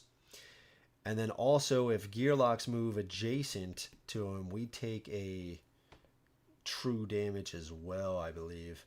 So that's only if he dies, or when he dies. 5 health, 2 defense, 2 attack dice. Poison 2. It's going after the strongest. He is melee. We'll put him in the back. He's going in the back. Okay, day 7. And we need to defeat Mulmesh by day 9. So I think I'm going to try to fight him on day 8. If we just get some terrible rolls, we can't do much. It gives us one more chance to fight him on day 9. All right, so let's see. Okay. Wedding Thrashers. The council always seems to have bizarre new gadgets at its disposal. Where they're created is never clear, as there's little sign of any research and development happening in Obendar. They've sent me with a new weapon attachment capable of cutting through rocks like butter. The device is still a prototype and likely won't survive more than a battle. This may be the time to use it, trekking through a mountain pass. I've accidentally trapezed through some sort of golem. Wedding? I try to apologize and back away slowly, but the bride's pebbly tears leave her father incensed. I could use the prototype, but will only make the guests angrier. Okay. So, 1 battle and 1 non-battle. The battle, we get a bonus of a training point. Baddie points, add a clay golem 1 point and a stone golem 5 point to top of build queue. The skill, break has no effect in this battle, and all attack dice you successfully roll, no bones, are doubled in value. I think we're going to do that one. Offer a wedding gift to appease the bride. You may give up, discard a loot as a wedding gift. So I can't do that, so I have to take the top one. Okay, so baddie points, we're at 7. Add a clay golem 1 point and a stone golem 5 point to the top of the build queue. So let's look for the clay golem. Clay golem.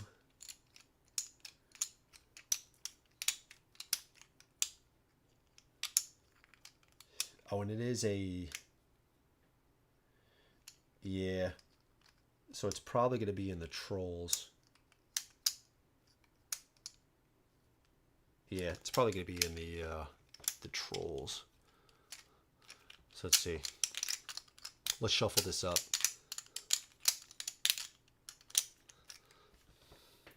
Okay, let's go through this. Troll Brute, Troll, yeah. Troll Romper. Another Troll Romper. Troll Brute. Oh, Clay Golem. Maybe it's not in there.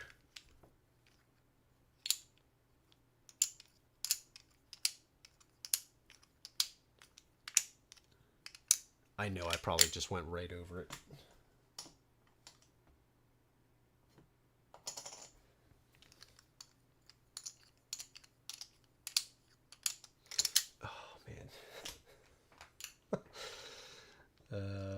Okay. Oh, there he is. Oh, they're bog type. I apologize.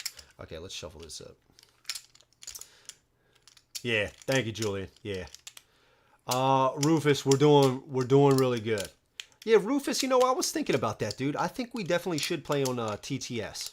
I think we should play this game. I think you would like it, dude. I know. Oh, you're right, dude. Yes. Yes. I think it was, dude. Yeah, for sure. They don't break, right? They don't break, and bones or attack dice are doubled. Yes, you're right, dude.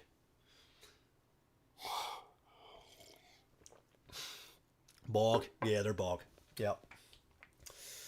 Thank you. Thank you, guys. Okay, so we should be in here. Active first, right? Active stacks first. Let's see. Dude, I'm so excited for Unbreakable, man. I am so excited. I want to know, there it is, Stone Golem. The time span between, because it was last Wednesday I had to have the address confirmation completed by.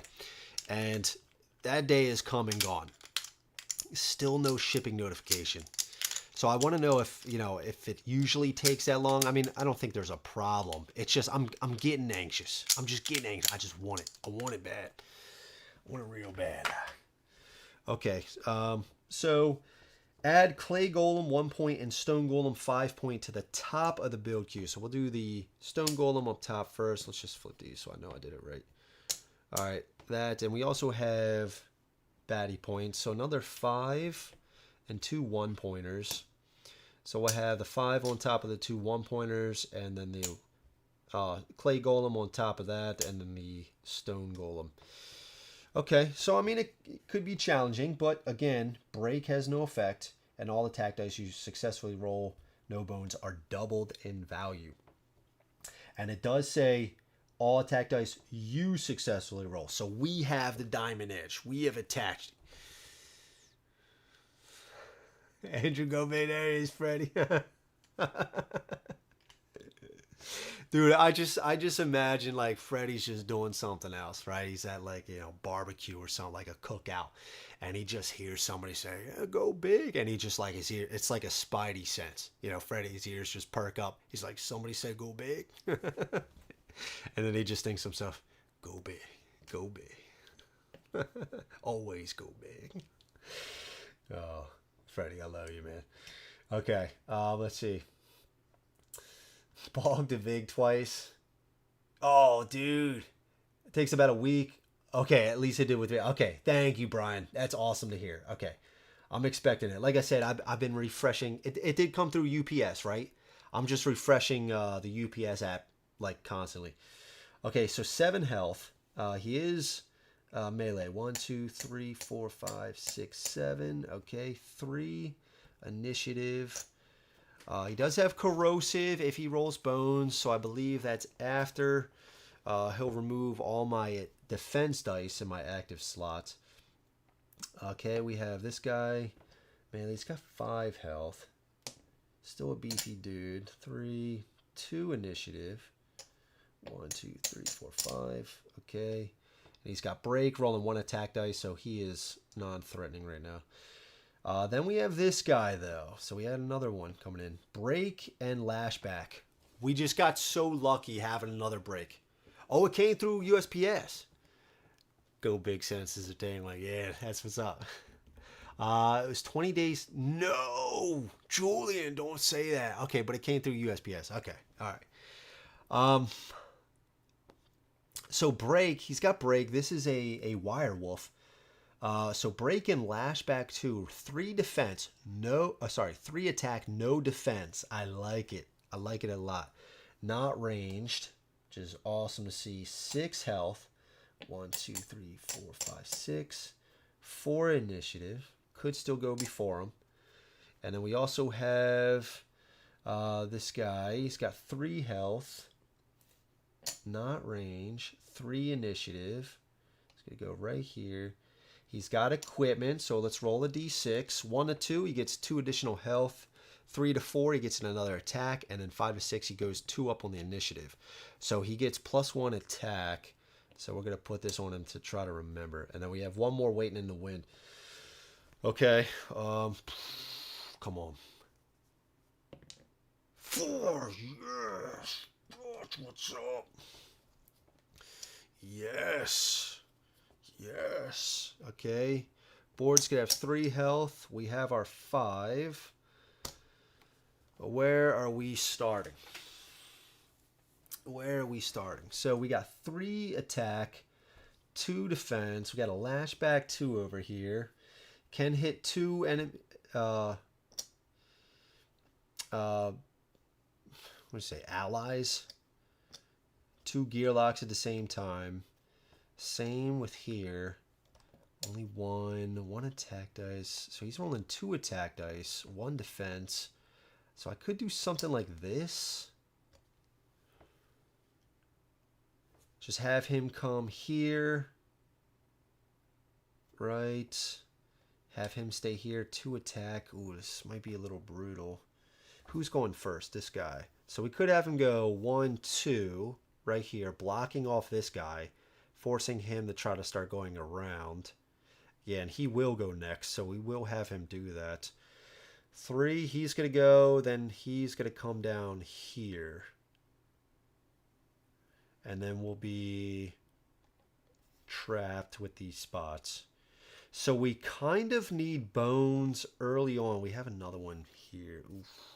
This might be Matthew, what's up? I'm trying to explain to my neighbor that this is the Big Trouble in Little China dice roll and placement.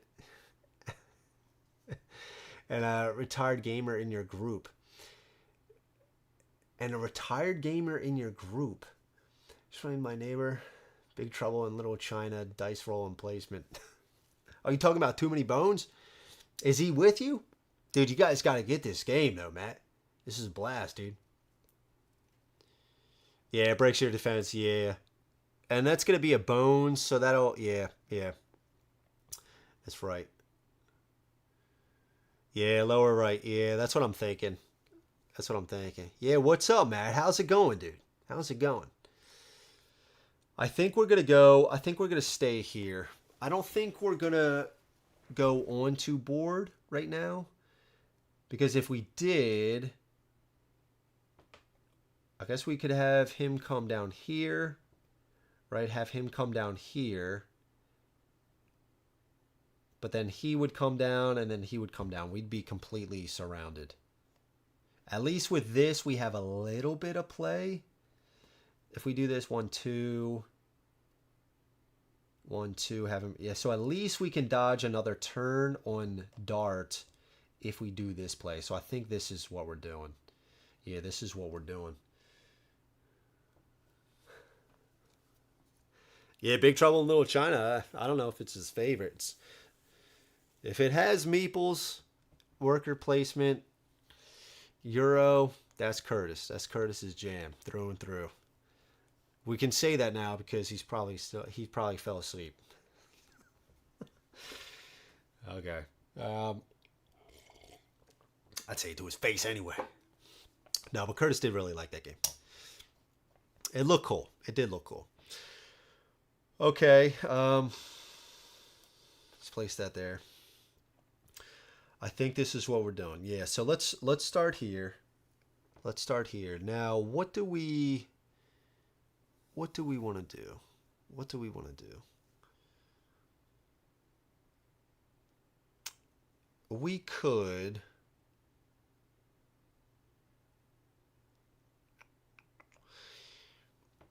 do this. We have 5 decks. I'm not worried about Stolen Tech or Delirium right now.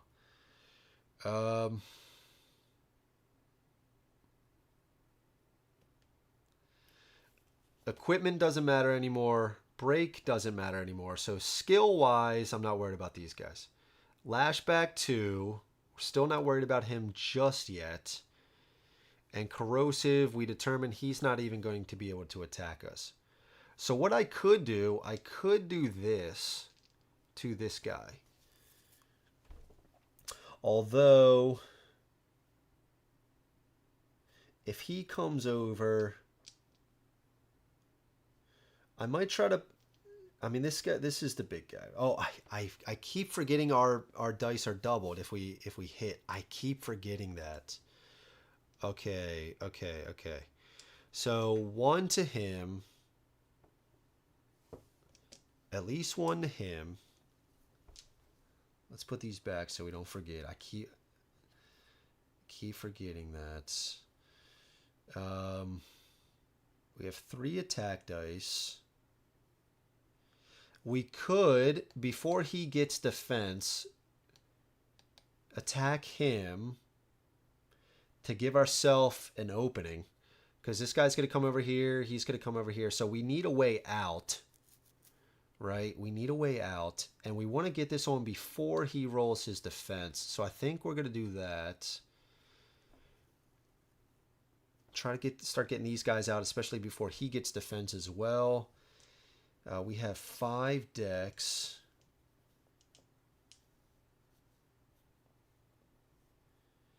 And again, these, like this disable, and this does true damage. So even if he gets a bunch of defense up, we can still, these can still go through. And then we can put this on so it can last more. Yeah, so I think we hold off doing that for now. And maybe we just do 2 defense. Maybe we just do that. Are you serious? The Big Trouble game didn't come with the correct dice? Holy. Dude, I hate that, man. I will say, and I forgot to tell Tracer in the Discord, but the... what was the game? Gee, I'm already forgetting it. Deep Rock Galactic. There's a certain gem in there, a certain stone, the Morkite. It actually came in a separate baggie inside of the packing box. So it wasn't in that box. So I'm thinking the whole time, they forgot to send me that out. Sure enough, I look online and everybody was saying, check the packing box, check the packing box. Luckily, I didn't throw it away because I was keeping some boxes to get rid of some games. And sure enough, there it was. So I forgot to tell him. I got to make sure... I got to tell him that in the Discord. When solo facing 4 melee enemies, corners are your friends, as only 2 baddies can get to you at a time. Yeah, for sure. Yeah, that's right, Brian. Yeah, that's true. That's true. But got the right shit now. Want to check it out. I'm all in on Elder Scrolls Kickstarter. Nice, dude. And now come with the 3 on the dice. Jesus, man. Dude, yeah, that's terrible when you see that, because I'm always thinking, like, how long is this company going to take to respond and get me the stuff? You know, if it's something like Chip Theory, I'm not too worried about it. You know, a company like that. But there's other companies, it could just take forever. Okay. Yeah, so let's do this. Let's try to take this guy out, especially before he gets defense. 1 here. So that's our 5 decks. Right? We'll save these. Try to put them on there later. Only 1 dice. Hopefully we can take him out first. So let's just get going. It is a 1, so that is going to be doubled. 1, 2. 1 short. That's unfortunate. We did get 2 defense. Kind of hoping for a bone, but it is what it is. We got a 1, so that's 2. 1, 2. And let's see what we get here. It is a 1. At least we hit with those. 1, 2. Okay. None of those exhaust. So that was our turn. This guy's going to go. 1. We'll have him come over here. No defense dice. This guy's going to go. He's going to try to go around. So 1, 2. No diagonal movement. He is going to roll his 2 defense. Got a bone and only 1. That is really good. This guy's going to go. He's got 2 attack. We'll just keep that on there. And a defense. Against board. So he got this on here. Board takes 2. Oh, come on, baby. Come on, survive. Survive. Survive. Ah, oh, damn it, he's taking out. Now there is, I did have a question, and I didn't ask this on the Discord, but this So a card like maybe some loot that says you can unexhaust a die. Technically, this die exhausts. Boards die. Um, or even stolen tech. It does say, Jesus Christ. Oh, that was my defense. Okay. that was crazy. It does say unexhaust a number of attack dice, or if you have the blue symbol, the blue one, and I know it's out of focus. I have it permanently focused on this. If you roll the blue, unexhaust and or a number of dice of any type for any gear lock. Now, does that mean I could get this back? And then I'm assuming I couldn't just place it. I was thinking of something like, it would cost me a dex to then place it, I guess, and then board could come back onto the board. Then would he become adjacent to you when you place him? I don't know, but that's a very interesting thing. Could you not roll him? I wanna ask about that, because that would be super cool. Plus, it sounds like of any type. So let's say you get limit for one of the tyrants and you break or exhaust one of the stat dice. It sounds like you could get it back, which is very interesting as well. I don't know. Okay, so that was us. A little scary now.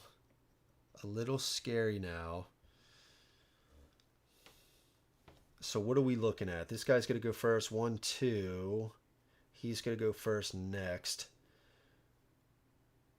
Okay. So we still won't be able to be hit with him. He won't even move if we're blocked off. So he'll come. He's rolling 3 attack dice. We have no bones. Here's what I'm thinking. We use this to roll additional dice against him. Try to take him out before he even gets close. So what I'm thinking is maybe 1, 1,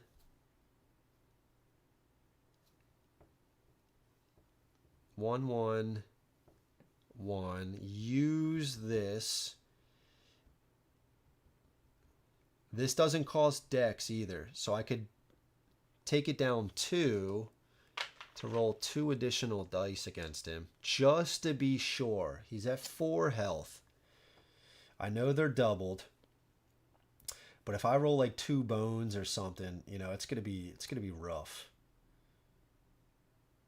So those don't cost dex, so that'd be 3 dex. He's not gonna be able to get to me, so I'm not worried about that. If this is even a 1, this goes through the armor and it hits him for 1. So I don't think I need to add any agents to it.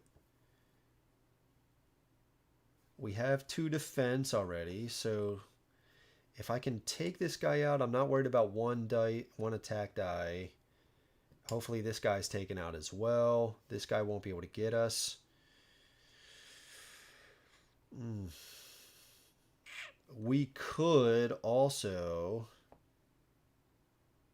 do something like this. Start putting true damage onto him.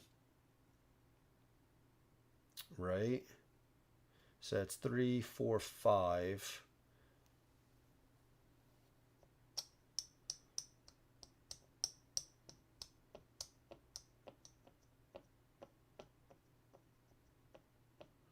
I think that's okay.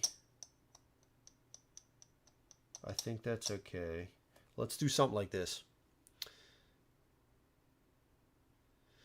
Yeah, I know, but I think that we're on day 7. Oh, yeah, because I was going to plan on fighting him in day 8, just in case we get some bad rolls. That gives me 1 more day. I'm hoping to get the bandolier back. But I gotta survive this first. I want to take this guy out before he's rolling 3 attack dice against me. And he'll have lashback too, so if he's right next to me and then I try to attack him again, he's going to hit me back for 2. I think I got to do this, and you know what? It could be a waste. I know. I'm just going to slot it back in here because it doesn't affect anything when it's down here. I think I'm going to use all three. I have to take that guy out, in my opinion. And you know what? If we get some bones, we're rolling a lot of dice here. Maybe we get some bones. You know, start doing the backup plan. You know, then we can go dangerous, get board back, have board soak up some damage. We still have 2 defense dice. Start getting him down. I think this is the way. This feels like a waste. It really does. But I have to take him out. I have to take him out. In my opinion, because this guy isn't going to be able to get to me, and I can run from him at least for a little while. And then possibly this could get me more bones. So then I can go dangerous again. Yeah, I think this is what we're doing. Yeah, I guess. So we'll start here. That's exactly what I wanted. I guess this will exhaust. So this will put tetanus on him, and then we can reduce this by 1 to keep tetanus on this. So that's really good. We didn't do any. Oh no, it is doubled. I forgot. So we dealt 1 damage. 1 past the armor or the defense, and then we dealt 1 damage to him. Let's go right here to this guy. Whew, holy smokes. It's probably the most damage I've ever done in a single attack. So we just dealt 12, 13, 14 damage. Whew. I know it feels like a waste, but I can't risk it, man. I want to survive. Surviving is going to get me 2 additional training points. It's going to be a lot better against Mulmesh, and I am hoping to get Fortunate Discovery in this battle again to get my bandolier back. So he's taken out. I feel much better about that. We're not going to eat that damage anymore. So this is against him. A bone. Kind of unfortunate. Okay, it is what it is. Start of his turn. At least you really want 2 bones, because then you can use biding time to start filling this up. Once you get 2, it's like you can really start getting a lot of bones. Okay, start a turn. He's going to take 1. It's not a rolled attack, so it's not going to be doubled. Okay, so he's going to move to 1, 2, 2 defense. Bone. Nice. Only 1. End of round, we're going to take this down by 1, keeping tetanus on him. That's his turn. He's going to come down. Man, I was really hoping we'd take him out. 2 attack. Okay. 2 damage. He's going to come down, rolling 1. Oof, got a 2. 1, 2. Okay, end of round, this guy comes in. This is a Orc Witness. Return and rating. Okay. 1 attack, 4 health. Yeah, so he's going to come on, what is he? Yellow. 4 health. Coming at the back. He is ranged. And return, I believe it just says if that's not the last baddie defeated, he'll just come back in.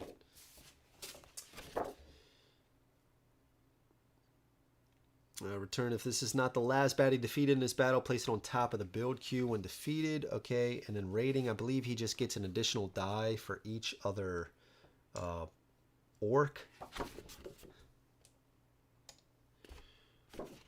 I'm trying to remember these keywords. I'm going to be playing this game a lot more on the channel. So I'm trying to really memorize the keywords and stuff. Yeah, 1 extra attack die for every additional orc type baddie. Yeah, okay. All right, cool. Okay, so it is our turn. Okay, all right. We have 1 bone. Let's do... I think we're going to try to roll against him again.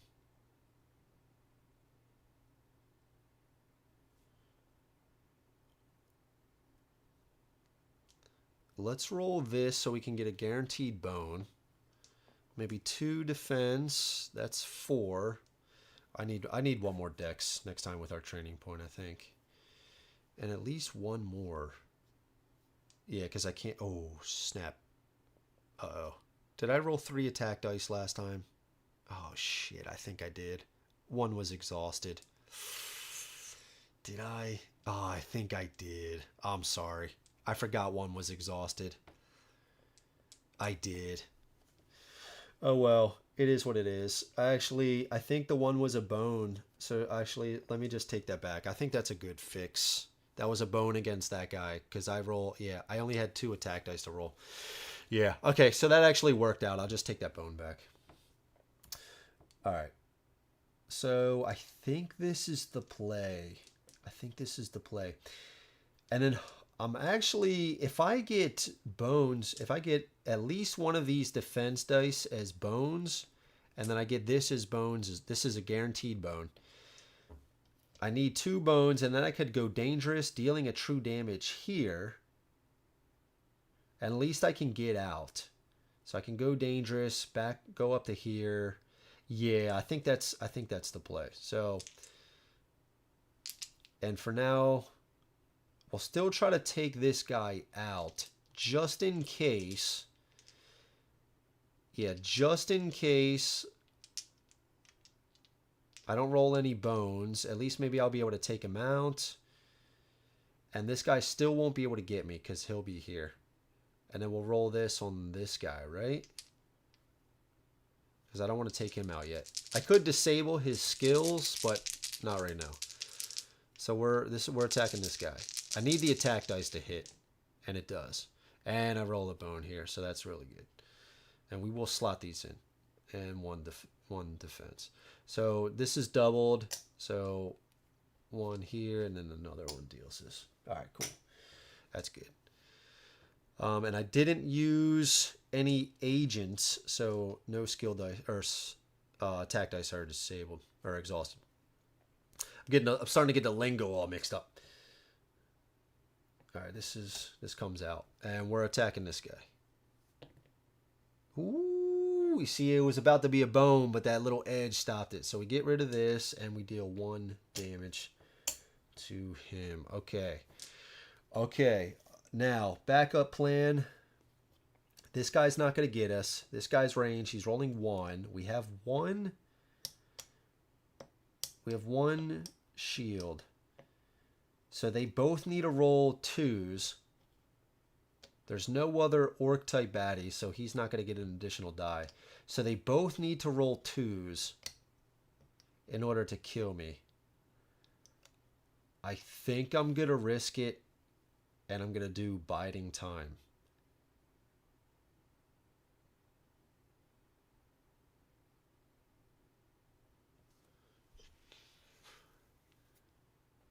Yep. The roll's dope. Yeah, man. I know. We'll see. Yeah, you're exactly right, Brian. I've already failed against Mulmesh 3 times. 3 times. So you're absolutely right. The way you need to line it up, you need to get Mulmesh down to 4 health, right? You need the bandolier. Because then you need to use the bandolier to roll additional dice. But alternatively, also, if you have enough, if you go dangerous and you have enough dice, you could hit him for a true damage. You know, hopefully we have this dealing true damage. So at the start of his turn, this could take effect first. So we have this on him. You know, maybe we roll an attack dice because he doesn't roll defense.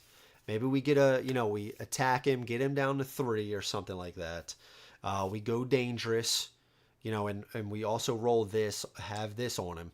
We go dangerous. We hit him for 2 because we deal 1 true damage. We run away. Can't do a true damage with the next rampage. But then we could come back. So we alternate rampage damage to him. Deal 2 damage to him. And then this, at the start of his turn, this will take effect before his flee or whatever it's called. So you're right, though. Having the bandolier just gives us a little bit more breathing room. But we're trying to get there. So we could do biding time next time, getting 4 we can try to make it work. We just have to survive this, and I think we'll be able to. This is going to go, taking a true damage from this. He's going to go 1, 2, 2 defense, a bone and 1. Man, I'm really getting lucky with this guy in his defense. No, you're good, Matt. You're good, dude. Okay, this is going to go away. Still leaving this. So he's definitely going to die. So we don't have to allocate any more attack dice against him. So he's going to roll 1. It is a 1. Okay, so we cannot die now. This guy's going to roll 1. It is a 1. Okay. Round 4. And we just have to pay attention to fatigue. We have to pay attention to that. So now we still have 2 attack dice. So we could do 1 here. This guy's definitely going to die from the true damage. So 1 and 1. Maybe 2 defense.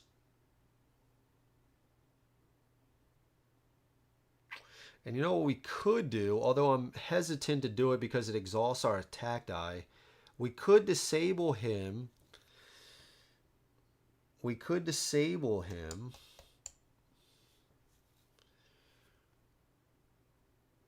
Which will disable the return. No, let's not do it. Let's actually do. Should we do stolen tech? Should we do stolen tech? Yeah, let's do stolen tech. 2 defense, 2 attack. I think we're gonna go dangerous. Oh. Yeah, if we go dangerous, that's our whole backup plan. So fortunate discovery is well, let's just see. Let's see what we roll. So let's do this. We'll first roll against this guy here. 2 damage. Ooh, 1, 2, 3, 4. All right, so we get a attack die back, and we get this back as well. Stimulant.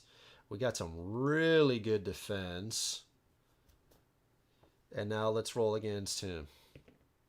1. So 1, 2. I think we'll be good now. So I think what we're actually going to do, it's still going to be round 5 next turn, so we don't have to worry about fatigue yet. We're going to do another biding time. Getting another bone. Okay, that was our turn. Start of this guy's turn. Takes a true damage. He's out. This guy goes rolling 1. A bone. Nice. This guy rolls a 1. Okay, round 5.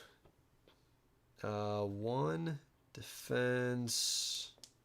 1 and 1. Let's take this out to roll that again. And these do have bones as well, or at least this one does. So I could get a bone here. That's 5, right? 1, 2, 3, 4, 5. Yep. And then I might not even need to go dangerous. This is against him, because we got to take him out first anyway, right? There's the bone. Oh, we didn't do a damage to him. That also exhausts, because we have to accept the roll.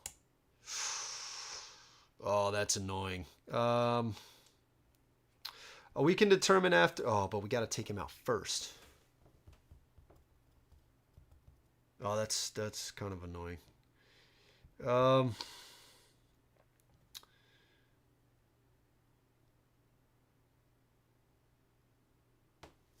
Because next round is going to be fatigue.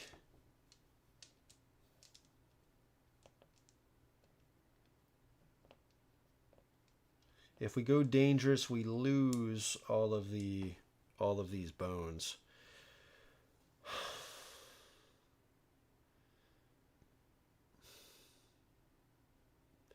Matthew, thank you so much. You have too many bones. Said no one ever. I know, dude. I know. We rolled a few too many bones. Matt, thank you so much. I appreciate it, brother. Thank you. That means a lot, dude. I believe in us no matter what Brian says. Going dangerous, I think I like that more than going big. Is that right, Freddie? No. I mean, going dangerous is badass. It is badass. I know. That's the goal. That's the goal. If I kill this guy now, though, I mean, it could be a bone, and I don't have to apply it.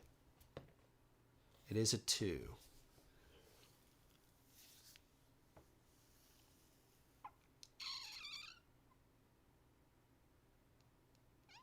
Okay, hold on.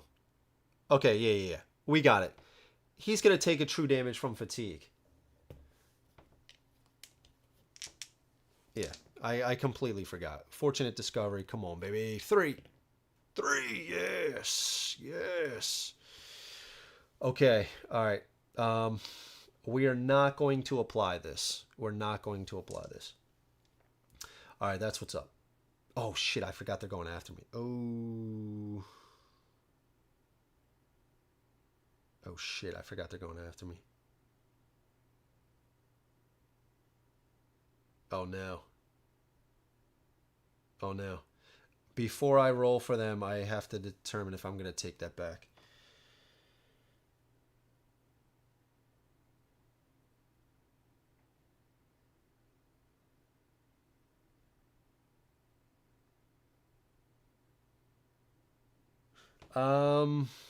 We might apply this. Never mind, you're fucked. Yeah, I always go back to that Braveheart scene where I know, but I'll say this first. I always go back to that Braveheart scene where they're getting shot with the arrows, and the guy's next to him, and the arrows keep coming down. They got the shields up, and he goes, "The Lord tells me He can get me out of this mess, but He's pretty sure you're fucked." And then he starts busting up laughing.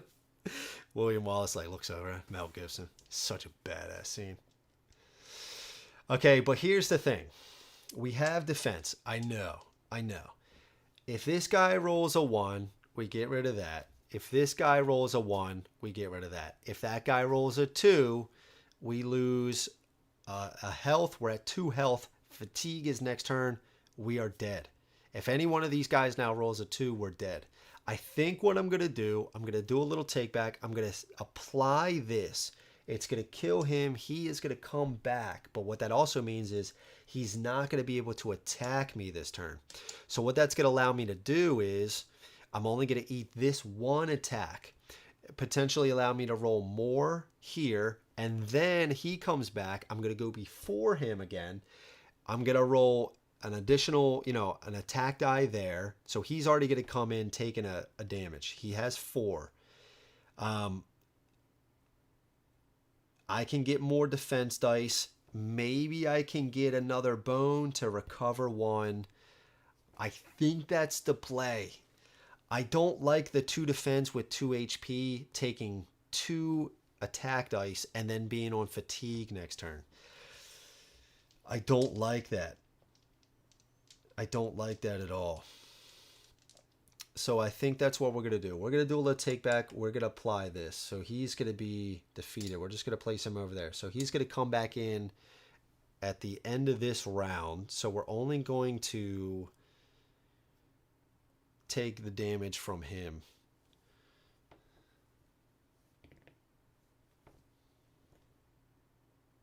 I know, but I don't have any bones right now. And he just rolled a 2. I'd have taken 1 damage or 2. I'd have been dead. Can't underestimate the power of these baddies rolling 2s, man. You cannot. All right, this guy comes back in. He comes on at full HP, right? Comes on at full HP here. It is fatigue. He is dead. We go down to 1.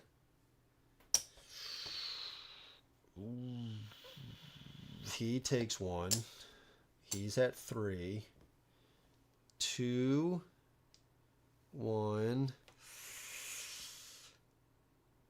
I think maybe I use 1. I think maybe I use 1.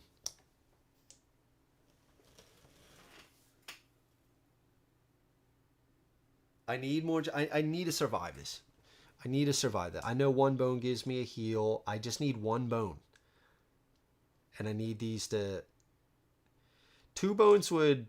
yeah, I need yeah, I need 1 bone. I need more chances. And I still have 2. I still have 2. I think it's okay. I think it's okay. I need to take this guy out. Okay, there we go. There we go. Okay, we got him. We got him. I can't risk it, man. I can't risk it. And I only took that down 1. I'm okay with that. We lost, you know, 1 here, but that's okay. That's okay. That was a little tense there. That was a little tense. Okay, so we get 2 training points. 2 training points.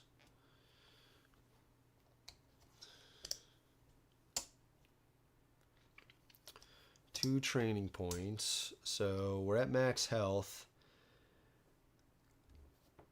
Oh, so here's another thing. Mulmesh has the frenzy, so he's gonna be like probably doubling his attack, or not doubling, but dealing way more than if he hits on both 2 attack dice, he can roll again and add that stuff. So I'm gonna go for defense. I found that it worked out pretty well before, plus the extra defense is going to allow me better chances to get bones, so I can potentially keep getting my fortunate discovery and keep recovering. So I think that's what we're going to do.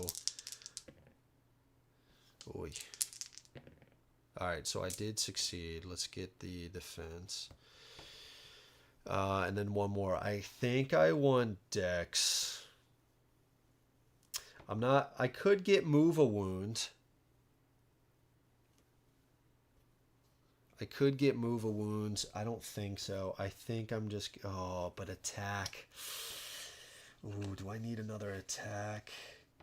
No. I don't think so, because I'm only going to have... It's only going to be Mulmesh. If he's playing with multiplayer, it could potentially be a problem with other baddies coming onto the board, but we're only going to face him. So I think 3 is okay. 3 is okay, especially if you have stolen tech to get that back and going dangerous to get that back. So I think that's okay. Let's actually do... I mean, then do we need... Yeah.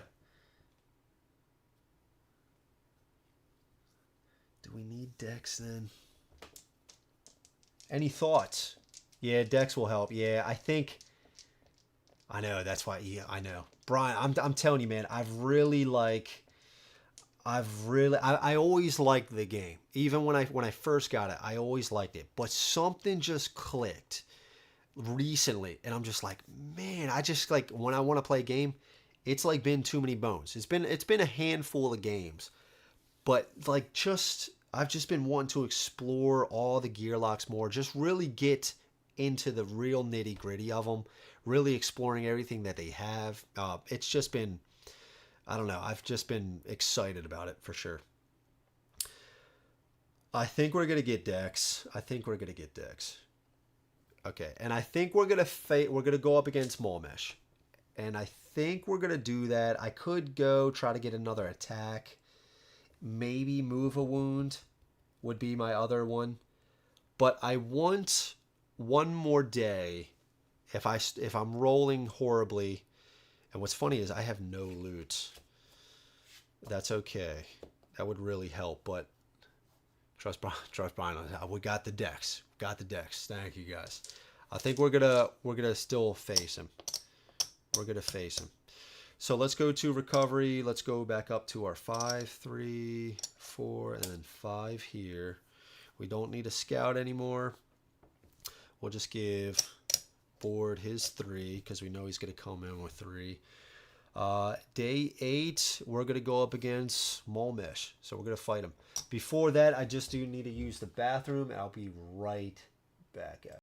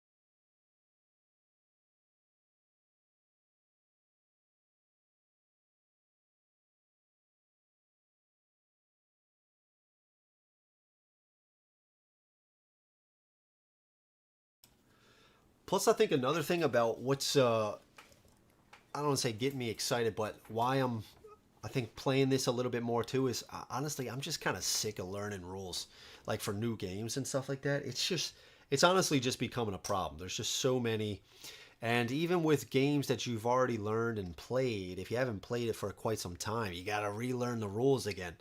So it's just kind of like, dude, I know the game. You know, I'm loving the game even more now. I'm excited for the new stuff to come. Let's just play with some stuff that I already know. So, and that's what I've been doing recently. Marvel Champions, this, Contra, Maximum Apocalypse, like just stuff like. And I want to get back to Final Girl too again soon. Just like playing the games that you know the rules down. You know, have the rules down pretty well. It's just it allows you to just game more. You don't have to be checking rules constantly. It's just I don't know. It's just becoming a real problem with me. I'm just like, oh, another 30-page rule book. Kids are screaming. I'm not gonna have to take 3 days to learn this game. But anyway, okay. Let's go over Mulmesh. So Mulmesh, once human, now Worgen, Mulmesh has an insatiable hunger for that which he once was. Knowing there is no going back, he lets that hunger fuel his fury toward any non-Ebon DeLorean who stands in his way of exacting vengeance. Okay. So Midnight Warfare, baddie points. Party of one ignores this. All baddies on this card are placed on top of build queue. Add Mulmesh to bottom of build queue. So let's just put Mulmesh out. He's got 8 health. 1, 2, 3, 4, 5, 6, 7, 8. Okay, 6 initiative. He's got diagonal movement. He's not bringing in any additional baddies. He's rolling 2 attack, no defense, which is great for Dart. And his melee, he's attacking the weakest one if tied. It's got Frenzy 2, so if both attack dice hit, he's rolling those attack dice again and adding that all together. Retreat, if he is at 3 or less HP at the start of his turn, he flees, comes back in with another full 8 health. So you really got to make sure you're going to kill him before you do more damage. And then Shrouded, you can't attack him unless you are adjacent. So that's just what these are saying. Frenzy 2, if number of Mulmesh's attack dice hit, no bones, roll the attack dice again and add total damage of both rolls. So one of the things I did, I went after him in day 8. He completely destroyed me, I think, in round 2. Round 1, he took out Board. I had him separated. Completely took him out. And then in the very next round, he came in, one-shot me as well with this. So that's why I'm trying to do it on day 8. In case we get some bad rolls, we have one more attempt. And then Retreat. If Mulmesh starts his turn at 3 HP or fewer, he is removed from battle mat and goes to top of build queue. Mulmesh's HP is restored once he rejoins the battle. Status effects such as bleed or poison may be applied before or after checking Mulmesh's HP. A Mulmesh can only be targeted by adjacent units with Shrouded. And then his Tyrant die, we're really trying to get this Howl. We really need this one. So this Howl, all units friendly to Mulmesh immediately improve 1 spot on the initiative meter, cannot go higher than Mulmesh. So we don't have to worry about this die isn't going to do anything playing solo. And then on Silver Hide, though, it's a 50-50 shot on either side. Mulmesh cannot take damage from attack dice until his next turn. So we're really trying to avoid that one. That's it. Like having that extra day in my pocket, I know, for sure. It helps, man. It helps. Especially on a Tyrant like Mulmesh where he could just roll a bunch of damage and one-shot you.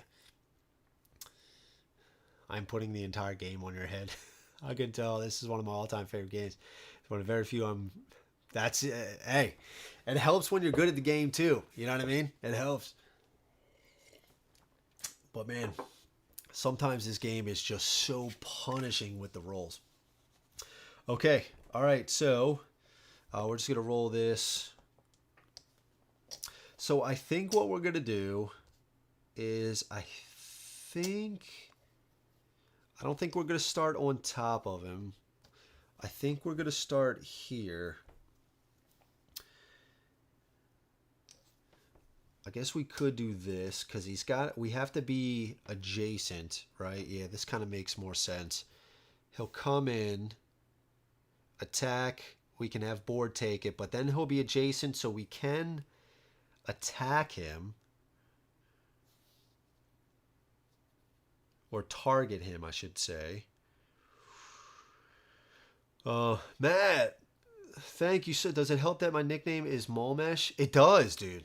Dude, thank you so much for the $2, man. Really appreciate it, dude. Damn. Yes, and it does help that your nickname is Mulmesh.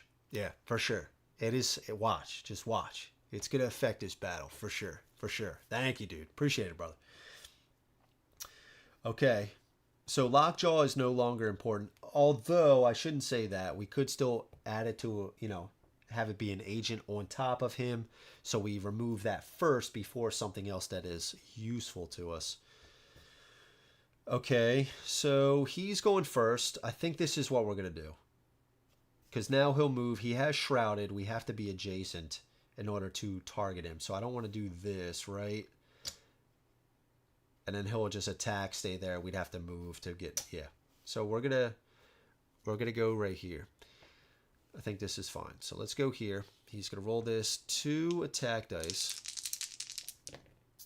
Okay, he got a bone. He got a bone. So frenzy isn't gonna take effect, and we got the result that we want. So we're gonna have board take it. 1, 2, 2 HP. That was good.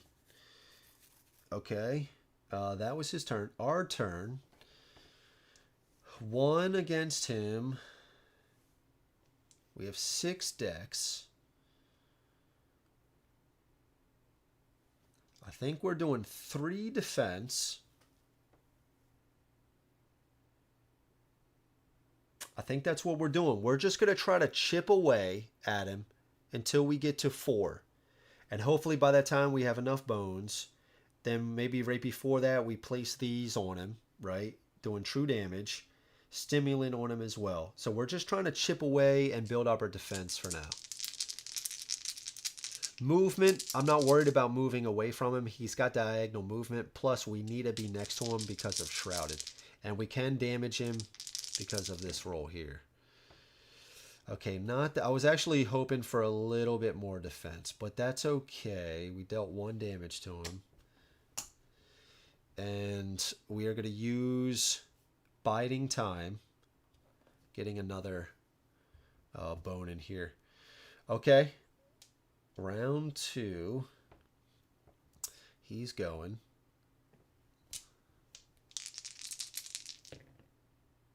Okay, so he does hit with those 2. Oh, and we can't target him.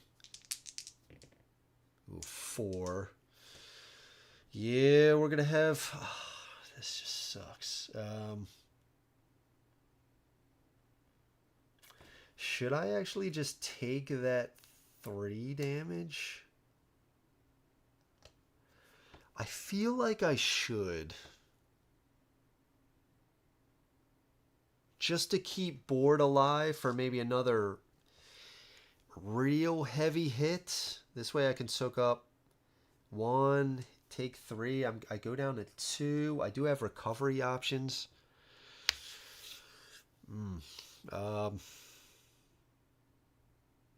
So I could, next turn, I'm going to be still rolling a bunch of defensive dice. Use the recover 1. Go back up to 3. Board is still alive. Yeah, maybe I have more defense. He doesn't roll as well. I can take all that defense. I think so. So I'm going to take this 1. It could be the wrong play, but, you know, it is what it is. Who's really a professional around here, right? I'm just certainly not. That's what's also cool. You know, I can't wait to play this game again multiplayer. I think what I'm going to do, I was just telling my wife this. I'm close to 3,000 subscribers. And me loving the game again, I think I want to try to do soon, like, just like a 12-hour. I think that would be enough. 12-hour or something, either solo, you know, just picking different gear locks, different tyrants and stuff like that for just 12 hours straight, which is probably only like 3 or 4 sessions. Or just have some buddies come over and just have like a 3-player game of that, you know. But they'd have to really understand the gear locks, or at least I would in order to explain it to them. But something like that, I think that could be a lot of fun. Okay, so we did that. I think that's okay. Our turn, we can't... Now So it just says he can't be damaged by attack dice. We can still roll it. We can still roll it.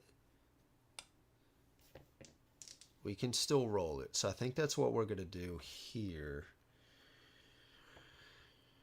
Oh, now do I apply these? I was really trying to get him down.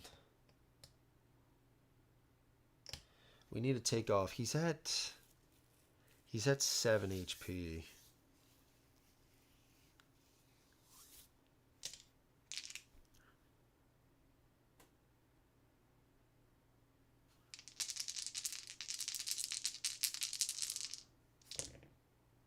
Okay, we got bones.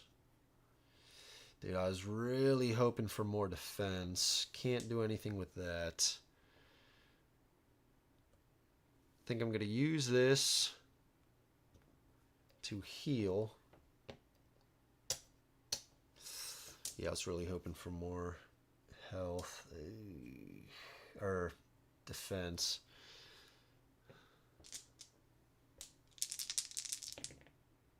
He got one. He got one. One hit and a bone. So Frenzy's not going to take effect. And he got the Howl. So that's really good. We're just going to soak up that one. Oh, yes. Okay. So now we can hit him. Now we can hit him. Still 3 defense, right? We have 6. So that's 4... Do I want to start putting some of these agents on him? I mean, that's the thing, though. Like, if I put this one on, stimulant, and another one, it doesn't matter. That can potentially last... Yeah. I'm just trying to line this up with the Bandolier, Going Dangerous, and Tetanus.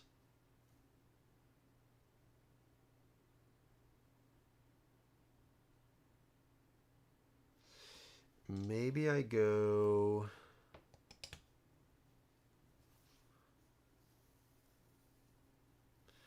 I think I still do this. I think I still do this.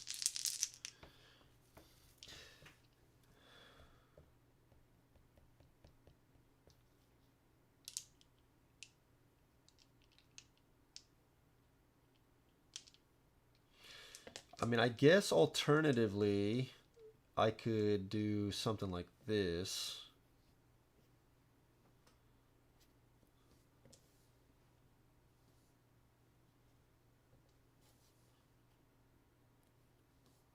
I could do something like this. Roll it for the bones attempt. It's time. It's time. I don't want to go dangerous. I gotta go dangerous after Bard is defeated. I think I put the agents on him now. Do an attack. I'm still rolling 2 defense. I can't go dangerous yet. I gotta line it up. I gotta line it up. So if I went dangerous, if I have full, hit, run away, hit, I could potentially hit him for 3 true damage. If I have this bar full when I flip. Because I was watching Rob's playthrough of Dart and Adam Carlson was on there. So if you have bones here, like let's say you get 5 in there and you have a floater, you spend 1 bone and to go dangerous, you only have 4 in the backup plan now, you can actually slot that floater in there to keep going rampage. So... which is really cool. So I think... Oh, did I remove stuff? No, I don't think so. So I think, so if I can line that up, remove 1, deal a true damage. 2, I can't do a true damage. The third one, I can do a true damage. The fourth one, I can't do it. And the fifth one, I can. So that's 3 true damage right there. Right? That's 3 true damage. So if I can get him down to 3, that's fine. Roll the bandolier. Rolling more attack dice. I think I do this now.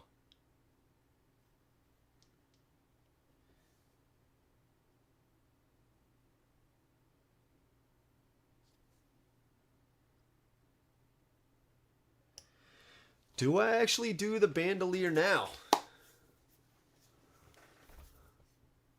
I wish you the most luck, my friend. Have to call it a night. Have a great night, everyone. Thanks for the stream, Andrew. I look forward to the conclusion tomorrow. Freddie, thank you so much for stopping by, dude. Have a good one. I'll catch you on the Discord, brother.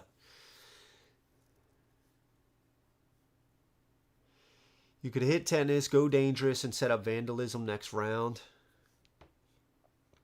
Vandalism?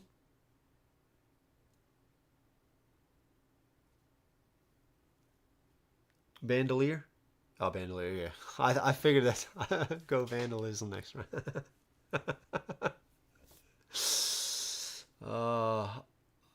Yeah, I think. All right, so if this lands, that's a damage. That's a guaranteed damage at the start of his next turn, right? That's a damage. So he would go down to. He'd go down to 6. If we hit, say that's 5.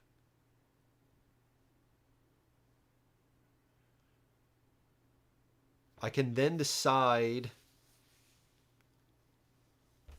to not go dangerous and then just save that. I think that's the play because yeah. Let's do that. And if for some reason maybe we get like a 2, should I do the bandolier now? Havanis, what's up, dude? Love the backdrop. You get unbreakable yet, dude? Oh my god, it's my favorite gear lock. Havanis, I've been talking about it all stream, man. I got my address notification. I had till last Wednesday to have it completed by. Still no shipping, dude. I'm beyond excited.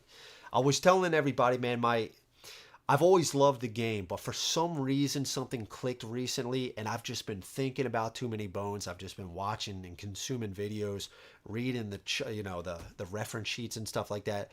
Something just, I think part of it is getting Unbreakable, that it's coming, but I just fell in love with it again. I still always liked it, but just something happened, and I'm just dreaming about the game now. So expect a lot of more Too Many Bones coming on the channel. It's going to be a real regular. Just really been liking it. And I've played Dart recently for the first time. This is my 4th playthrough with her. Really like Dart. And Carcass is the one gear lock I'm looking forward to the most. I'm glad to hear you think he's awesome, dude. That's awesome. Yeah, I know, Brian. Here's the thing. If we use Bandolier, right, we roll 2 additional attack dice. All right, let's say they all hit. Let's just pretend. That's 3 damage. It gets him down to 4. He's going to take this if we roll that in a super ideal world. And we don't have to apply those attack dice. We could, and we get another bone. If he's down to 3, we need 5. We deal a true damage. I was just talking about this. We deal true damage, then we can't. Then we deal true damage, then we can't. We need all 5 in the backup plan when we go dangerous. So that would actually I need 2 more bones, right? 1 to slot, or I guess it doesn't matter. Activate, and then I can slot the rest in. So if I have 5 when I go dangerous, that's 3 true damage. And we don't have to use this. Alternatively, I could also just get the Bandolier back. Right? I could get the Bandolier back. Let's do it. We got to go big. Let's go big.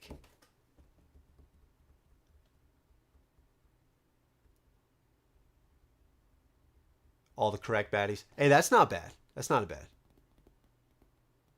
That's not a bad, yeah, because I want to play with like exclusively the new stuff right now. Right now we're mixing in, this is 40 days, this is Automaton of Shale, and we are doing base game rules for this, so no diagonal movement and fatigue and stuff like that. I am using this board, one, because I like this layout board, like the artwork. It looks more like a battlefield. But in addition to that, there is one encounter in Automaton of Shale that does use a potential water battle. I like the water battles. I like the mechanics from Undertow a lot. But I've been playing that with Undertow a lot recently, so I thought we'd do the core.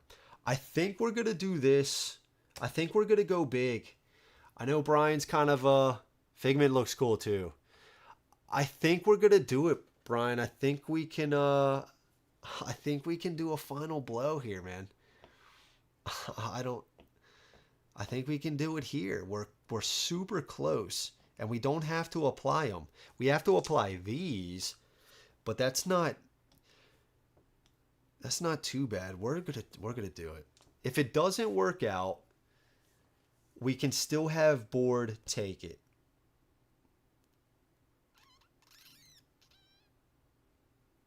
I'll be dangerous as well. And plus, Matt's nickname is Mulmesh, which we determined already at the beginning. That does help. Let's do it. 2 additional attack dice. So we got 1. This is 4. 5, 6. That's our dex. We spent our bandolier for 2 additional. Okay, let's see. Let's see. What we're really looking for, honestly, is bones here, as much damage as we can, and for this one to get on that result right there.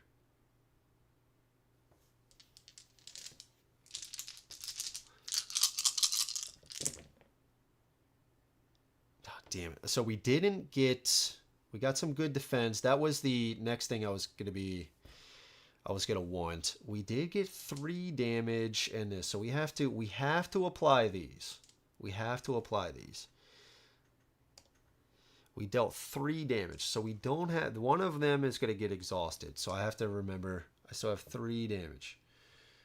So what are we at?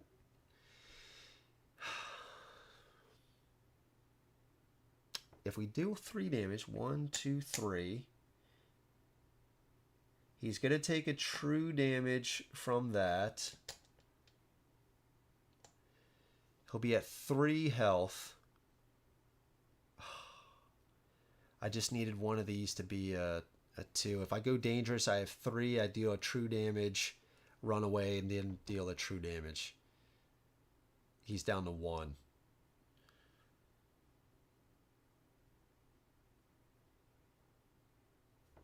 Hit, no hit, hit. Yeah. So how am I going to apply this? So I got some good defense, which is nice. These are on there. So if I do 1, 2, I could apply all 3. That gets him down to 4. He's going to take this at the start of his turn. He's going to go down to 3. I'm not going to be able to do it that turn. So maybe I do like 2. Apply 2. Get him down to 5. This takes effect. I guess the problem there is if he rolls, and then what, get the bandolier here?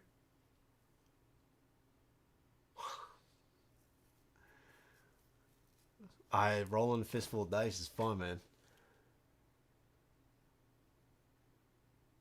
Yeah, I know, but if he doesn't roll, I just need more bones. If he 1, 2, 3 on the 4.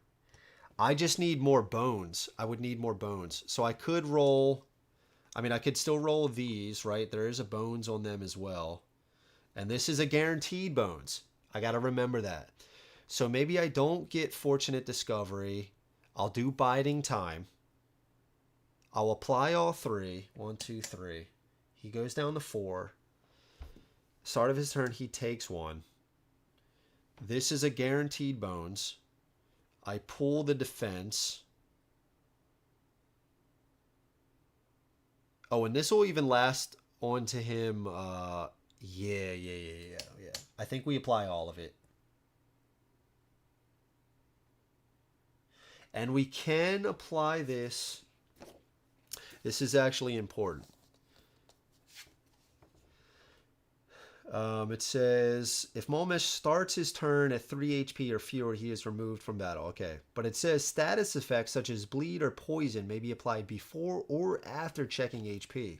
So if I do all 3, he's at 4. Start of his turn, he checks. He's at 4. Then I apply that, taking him down to 3. Guaranteed bones here. I would need...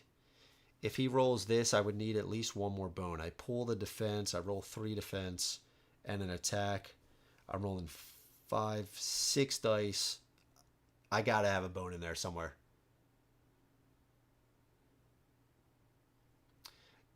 Yeah, and it works if he rolls that too. Yeah. You can roll before the backup plan. What do you mean? Let's do that. We're going to apply all 3. 1, 2, 3. Yeah, I think that's enough planning. We apply all 3. We exhausted this.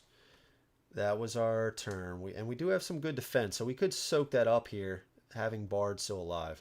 Start of his turn. He checks. We can choose this. Maybe applied before or after checking Mulmesh's HP. So he's got 4 HP. He's good to go. Now we apply this. He's down to 3. Right? Now he's going to roll this. And 2. Having him get this, the howl, would be even better. But if he doesn't, I think we're still okay. 2 bones. 2 bones. But he did get this. End of his turn, we are going to remove. And that's another thing too, is that this, he's still going to lose another one. So we got it. We just need to do 2 damage to him, and we got a guaranteed bones.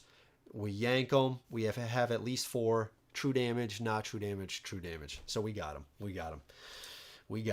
Okay, so our turn.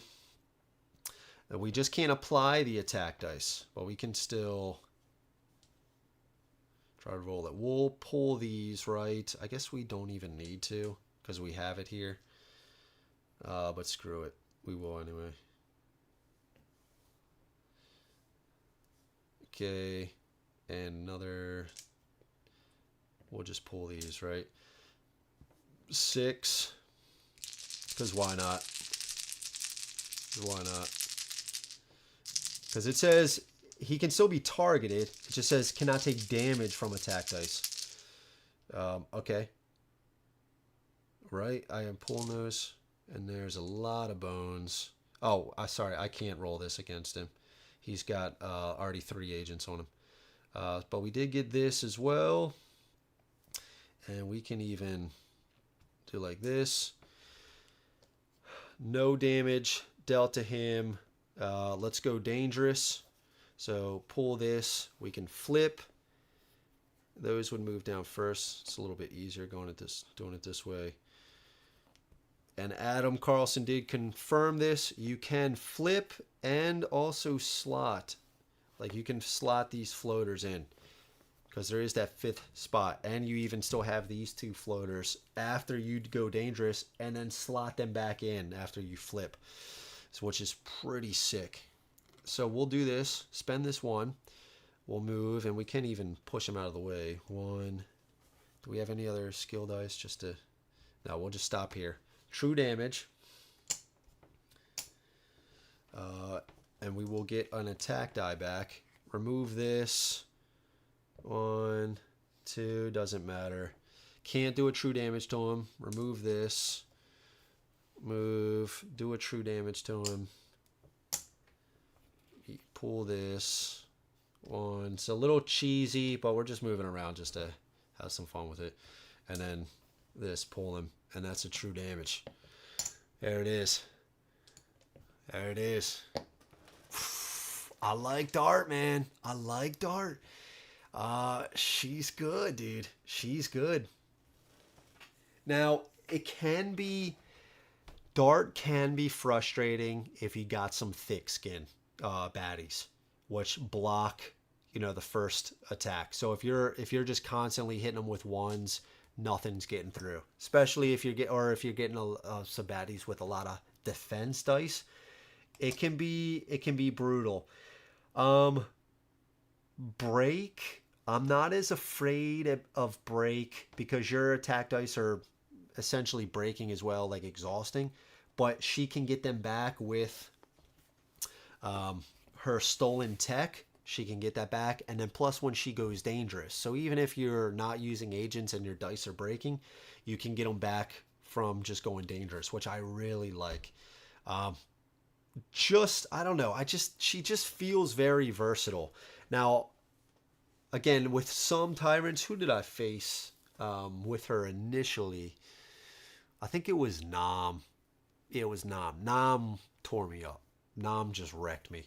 And then Mulmesh did that one time as well. But I feel like against Mulmesh, Dart is okay because he's not rolling any defense. Plus, you also have, board. If Mulmesh just rolls a sick roll, like 7 damage. He rolled 2 2s, right? And he rolled another 2 and a 1. He's just hitting you for 7, smashing you. You still have board to soak up that damage. And that's one thing I like. Yeah, it kind of stinks that your max HP is 5. But you got to remember, you also have board that you can separate to distract. But also you can be on top, so if they attack you, you can choose to have board take that damage. So it's and if you have your innate +1, it's an additional 3. So it's kind of like you have 8 health, but even a little bit better than 8, because if board gets hit for more than 3, that excess is lost. So just a lot of fun. Any chance you do an Undertow campaign? Tyranny is too long, 7 sessions if you don't lose, but Undertow is only 3, and the campaign cards are cool to see. Getting Tyrant dice is sweet. I could potentially. Yeah, I mean, it's definitely in the cards, or could be in the cards. Like I said, there's just going to be a lot more Too Many Bones on the channel. I've just been really liking it. I know the rules fairly well. So it's easy to table. I don't have to do a ton of prep work for it like I do with all these other games that I don't know the rules for. And I've just been liking it a lot. So yeah, it's possible, Havanis. And then I think the next time I play Lab Rats, dude, I'll try your variant. But yeah, dude, that was cool. That was really cool. On round 4. Yeah, and I think if it didn't work out that way, I think what I was going to try next is get the Bandolier back. Get the Bandolier back. Hopefully he rolled Howl again. And then just apply a ton of attack dice. Hopefully get, if the attack dice from the Bandolier did good enough, and I still had tetanus on him. He's taken another true damage. And then we hopefully could deal a true damage from going dangerous again. But yeah, man, just a really cool gear lock. I have been enjoying Dart quite a bit. Yeah, of course, man. Of course. I say keep that TMB going. Yeah, dude, there's going to be a lot more coming on the channel. And plus, honestly, the videos for Too Many Bones, they do fairly well. I was looking back and, I mean, it's compared to other playthroughs, a lot more views on the Too Many Bones stuff. So that helps as well. So I think there's just a few games I want to really try to make regular. Nemesis, Too Many Bones, Marvel Champions. I want to start getting Marvel. I really like Marvel Champions a lot. So having some of these really regular games It's really just going to help me out. I don't have to do a crazy ton of prep like I was just mentioning because I know the rules and stuff. I really like the games. The videos do fairly well. And that way it can also free me up that if I don't have to do a ton of prep work for this stuff, it can free me up with more time to get some of these other games to the channel since I don't have to learn, 2 new games, 3 new games in a week. So yeah, super excited about Unbreakable though. Want to try Carcass. I think Carcass is going to be the first one I try. Really excited. Really excited about Carcass. But all of them in general. All of them. So yeah. And like I said, I think when we get to like 3,000 subscribers, so we're like 100 away, I might try to do like a 12-hour, maybe this time it'll be a solo thing, like 3 or 4 different sessions, different gear locks and stuff like that. I think that could be pretty fun. 12-hour stream. Just too many bones. Thanks, Andrew. Love talking TMB with someone who knows the game really well. Yeah, no problem, dude. Yeah. It's coming back, Brian. So we'll be talking TMB a lot more. A lot more coming up. Off topic, your opinion matters. Like the same things I do, just put 500 or so into Madara Act 1 and all the extra stuff. I like painting minis. Is it worth it? Any ideas I can cancel? Honestly, man, I don't know. I've never played Madara. The longest I've spent dedicated to a campaign is Tainted Grail. I'm super close to completing that. But, I don't know, man. Lately, when I see these long campaign games, I'm just like, it feels exhausting. But I heard really great things. We got this guy in the Discord, Alex. This dude smashes games. Like, he plays games so much, more than anybody I've ever seen in my life. But he's completed Madara through and through, and it's his favorite game of all time. So I think it's probably a great game. I've never played it. I was interested at one point, but I think at this point, dude, I'm just kind of sitting back. I got a lot of stuff coming. I want to explore the stuff I have. And to get involved into a long campaign again is just kind of like, I'm just going to hold off for a while. I'm just going to hold off. Let me know when you will keep stream 24 hours. I'll take something to keep me up the entire time. Yeah, man, I'm going to need it as well. It's rough solo. It's probably a lot of rules overhead too. But I mean, guys, we got too many bones, right? There's a lot of rules and too many bones as well. How things interact with each other. So, but yeah, I just think there's a lot of it just seems like there's probably a lot of record keeping and stuff like that. Just, yeah, a lot of rules, how stuff works together. I don't know. But yeah, you and me both, Matt. We'll be drinking coffee long into the night. I think at that point, it's probably not going to do anything, the coffee. But yeah, that was Dart. I really like Going Dangerous. I think it's really fun. I feel like with her, it's probably going to be the same few skills that we got. Tetanus, Lockjaw, Mono can be really cool. I guess they go to sleep or something like that. So it's kind of like a Lockjaw. Target must be number point or less baddie. It loses its turn while this die is active. Negative effects and other agents still apply. Agent is immediately exhausted if unit loses HP. So you can just have them just postpone completely until you attack them again or until it comes off. So that's really cool. This one would be one to consider as well. Stimulant, I really like Stimulant, having it on there. Back-a-toe can be pretty fun too. Playing with other people. Unit places a number of bones from available attack or defense dice into their backup plan. So you can help other people get their backup plan or put bones in there as well. But the problem is with stuff like that, you have to still roll an attack dice against them. You're throwing a dart at them. So they still potentially could take some damage, but it could help out. You know, if you're throwing it at Pickett, they already got 20 defense, right? What's 1 or 2 damage against that?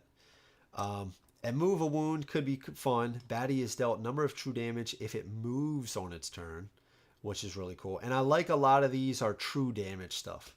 You know, the tetanus, true damage. Move a wound, true damage. So that always helps. And then plus um, with her backup plan of one bone, you can heal or just go dangerous with only one. I just like having recovery options on gear locks. It's so big, in my opinion. It's huge.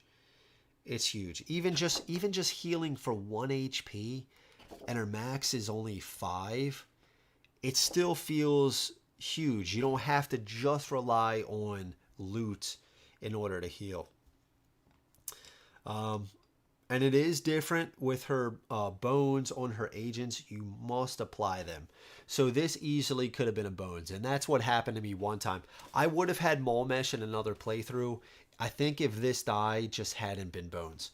But of course it was. And it was all downhill from there. But Dart is really great in a party. Yeah, I can't wait to play her in a party. For sure.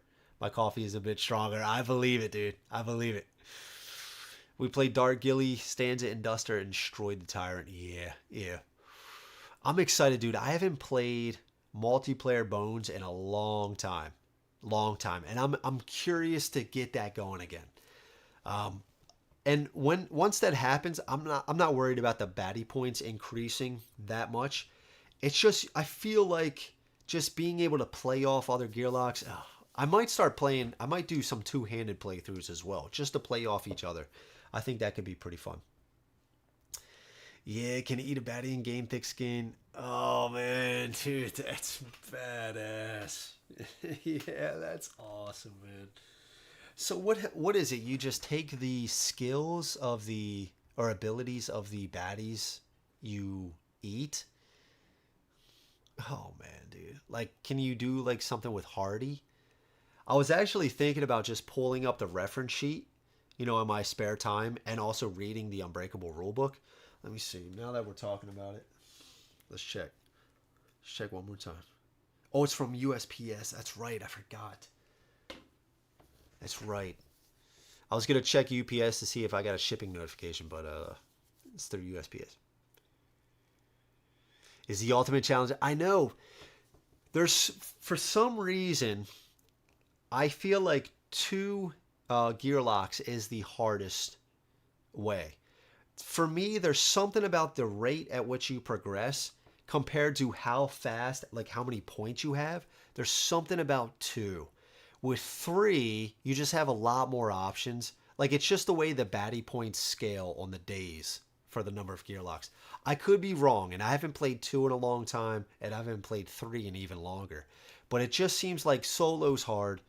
2, with the way it increases per days, it's even harder because there's like a lot more baddies and stronger baddies that come out faster.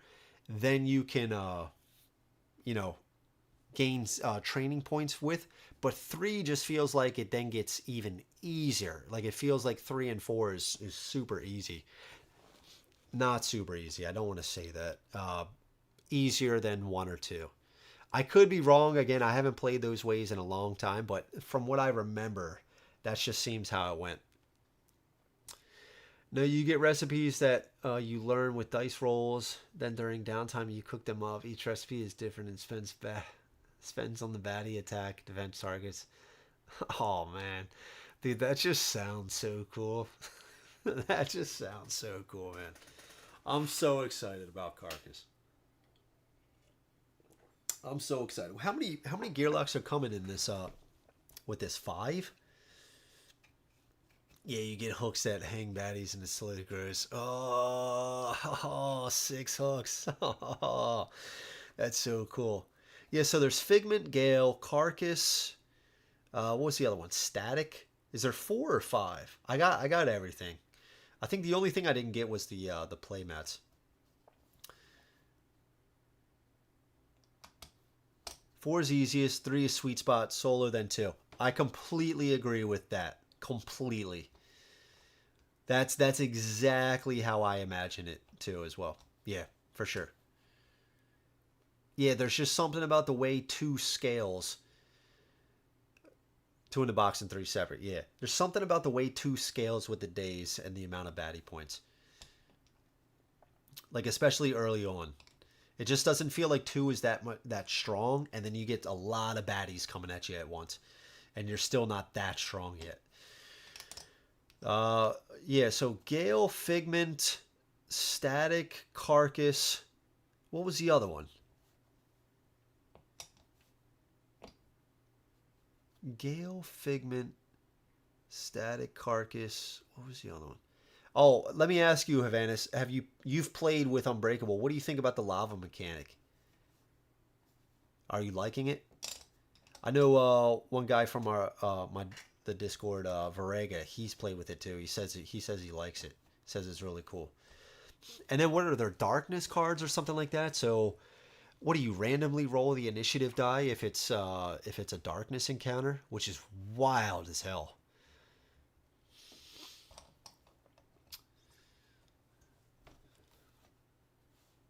I wonder what the it's 12. I'm about to hop off here, but I just want to know what the other gear lock is. So we got Gale, Figment, Static, Polaris. Polaris.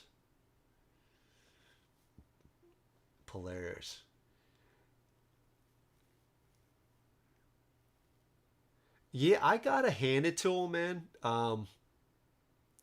I mean, lab rats were a lot different. I'm still a little salty about how that last playthrough went. Um, it was just sometimes that's gonna happen, right? It's just the way that the dice were going. I just couldn't show off that much of the lab rats, and it sucks. But lab rats were really unique. Darts really unique. Riffle is really cool as well. If you guys haven't played as Riffle yet, check out Riffle. I got a playthrough on the channel as well. Really cool with the deck system.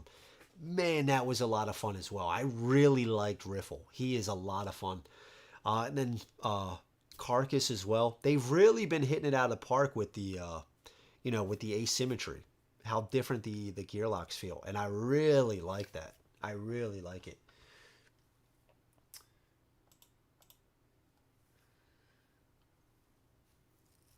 Love it. I wasn't sure at first, but as soon as I saw it, I love it. Makes it different enough. Okay, cool. And roll initiative random for each. Ooh. As soon as you shoot it or it goes next, you reveal its full house. Oh yeah, that's right. That's right. That's right. Okay. God, I'm so excited, man. I'm so excited. I can't express that enough. And then I'm also excited to mix in the what is it? The 40, is it the 40 caves? Yeah, it's 40 caves, right? So there's just more baddies for the and I gotta say I'm actually excited about that too, because playing Undertow a lot, you start to just get used to the same old crown and mechs. So having more of those is pretty cool as well. Least favorite gear lock, Tink, Duster. I like Tink. I like Tink a lot. I mean, I think Tink gets a lot of hate because I just don't feel like the. Sometimes I feel like with companions they just feel too weak at times, but I feel like Tink's bots are okay, man. I feel like they are okay. I like Tink. I really like Tink. I think he's okay. Duster, Patches. Honestly, man, it's been a long time since I actually got out. It's funny you say that, because I was actually trying to re-explore Duster here, again, because it's been a while since I played her. So I got all her dice out. That was gonna be the next one, but I gotta explore Duster again. But Stanza I played recently. Stanza was cool. The songs are really nice. That's really unique as well. But Patches, I haven't played Patches in so long. It's been too long, so I don't want to make any judgments. I think Boomer, I got to give Boomer another shot too. I love the grenade aspect, but from what I found in the prior plays, and I've learned a lot since then about the understanding of the game, but it felt like it could be a little bit too hard to build the grenades. I just felt like it was a little too hard for the result of it. But so I gotta play her again. I think if I'm just going on that alone, maybe Boomer, maybe Patches, but I don't know. I'd have to play him again. That's what my plan is, to re-get into the game again. Let's see. I have the 40Ks with it. Nice. Nice. Yeah, Gasket is just sick, dude. I mean, being a mech. Dude, you guys got to play Riffle. If you haven't played Riffle yet, you got to play Riffle. I think you guys would really like it. My least favorite Gearlock is Brian. He has no abilities and super sarcastic in live chats. Nice. Nice, dude. Nice. But wait, I got into disaster mode. Yeah, I mean, especially if you get the third level bot, Spiderbot 3.0. Yes, yes, that's exactly right. They just deal damage. Yeah, they just deal damage. Yeah, I think Tink is just a little Tink's misunderstood, right? Tink's just he's over in the corner just building his bots, being, solitary, and it's just he's misunderstood, man. I think if you just, and that's when for the playthrough, I'm actually pretty happy with that playthrough that I did. It was recorded, it wasn't live. But I really took the time to learn Tink, and it was really cool. And I'm glad to see they made the change. I think before Tink, like his bots, you had to do it. They came out after, what was it? After or before you move? No, it was something like in the resolve the roll phase. Yeah, I think it was the resolve the roll phase. The bots came out. But then they changed it to before or after he moves, then you can put them in. But it is fun building these bots. That's a game in of itself. Is building these bots, doing the attachments, and then you can bring them back out. So you got to build your next bot while the bot's already on the board, dealing some damage and stuff like that. But it can be kind of annoying. I think the most annoying thing about Tink is that if that attachment die does not work out, you can re-roll it for a dex, but if it's just not cooperating, it can be frustrating. But yeah, for sure. But we'll get into all the gear locks more later on. But I think that's gonna be it. It's 12:20 for me right now. So yeah, guys, again, Dart, lot of fun. Take the time to learn her. Really fun. I think she's gonna be especially fun in multiplayer games. So I'm really looking forward to that. And watch out for thick skin or baddies with a lot of defense. It really pays with Dart to scout. Try to keep her as full health as you can to scout those thick skin baddies or the ones with a lot of defense. Break isn't as scary with Dart because you have ways to get those exhausted dice back, which is a lot of fun. So really cool, really cool. Try out Dart if you haven't and you haven't played it yet. I would check her out for sure. It's all good, Matt. Yeah. Gotta love Matt. But yeah, so that's going to be it. Again, expect more playthroughs coming soon. Right when I get Unbreakable, there's just going to be like a solid week or two of just all new gear locks, all new tyrants, all the new mechanics, all Unbreakable stuff. So right when I get that, I'll probably do like a live unboxing, check all that stuff out, and then I'll do all those playthroughs from there. So yeah, either way, expect a lot of Too Many Bones on the channel. Really been getting back into this game. Super excited. So thank you, everybody, for watching. Really appreciate it. If you haven't yet, please click that like button. It seriously helps out the channel. If you do want to support even more, we do have a fantastic Discord. It's very active. We talk games all the time in there. So link is in the description below. $2 get you access. If you don't like it, you can peace out. But we have a great old time in there. So there is that if you do want to support even more. And special shout out to my Patreon members. Do truly appreciate all the support. So guys, thank you so much. Really appreciate it. Till next time, grab some brews, play some games. I'll catch you on the next one. Peace.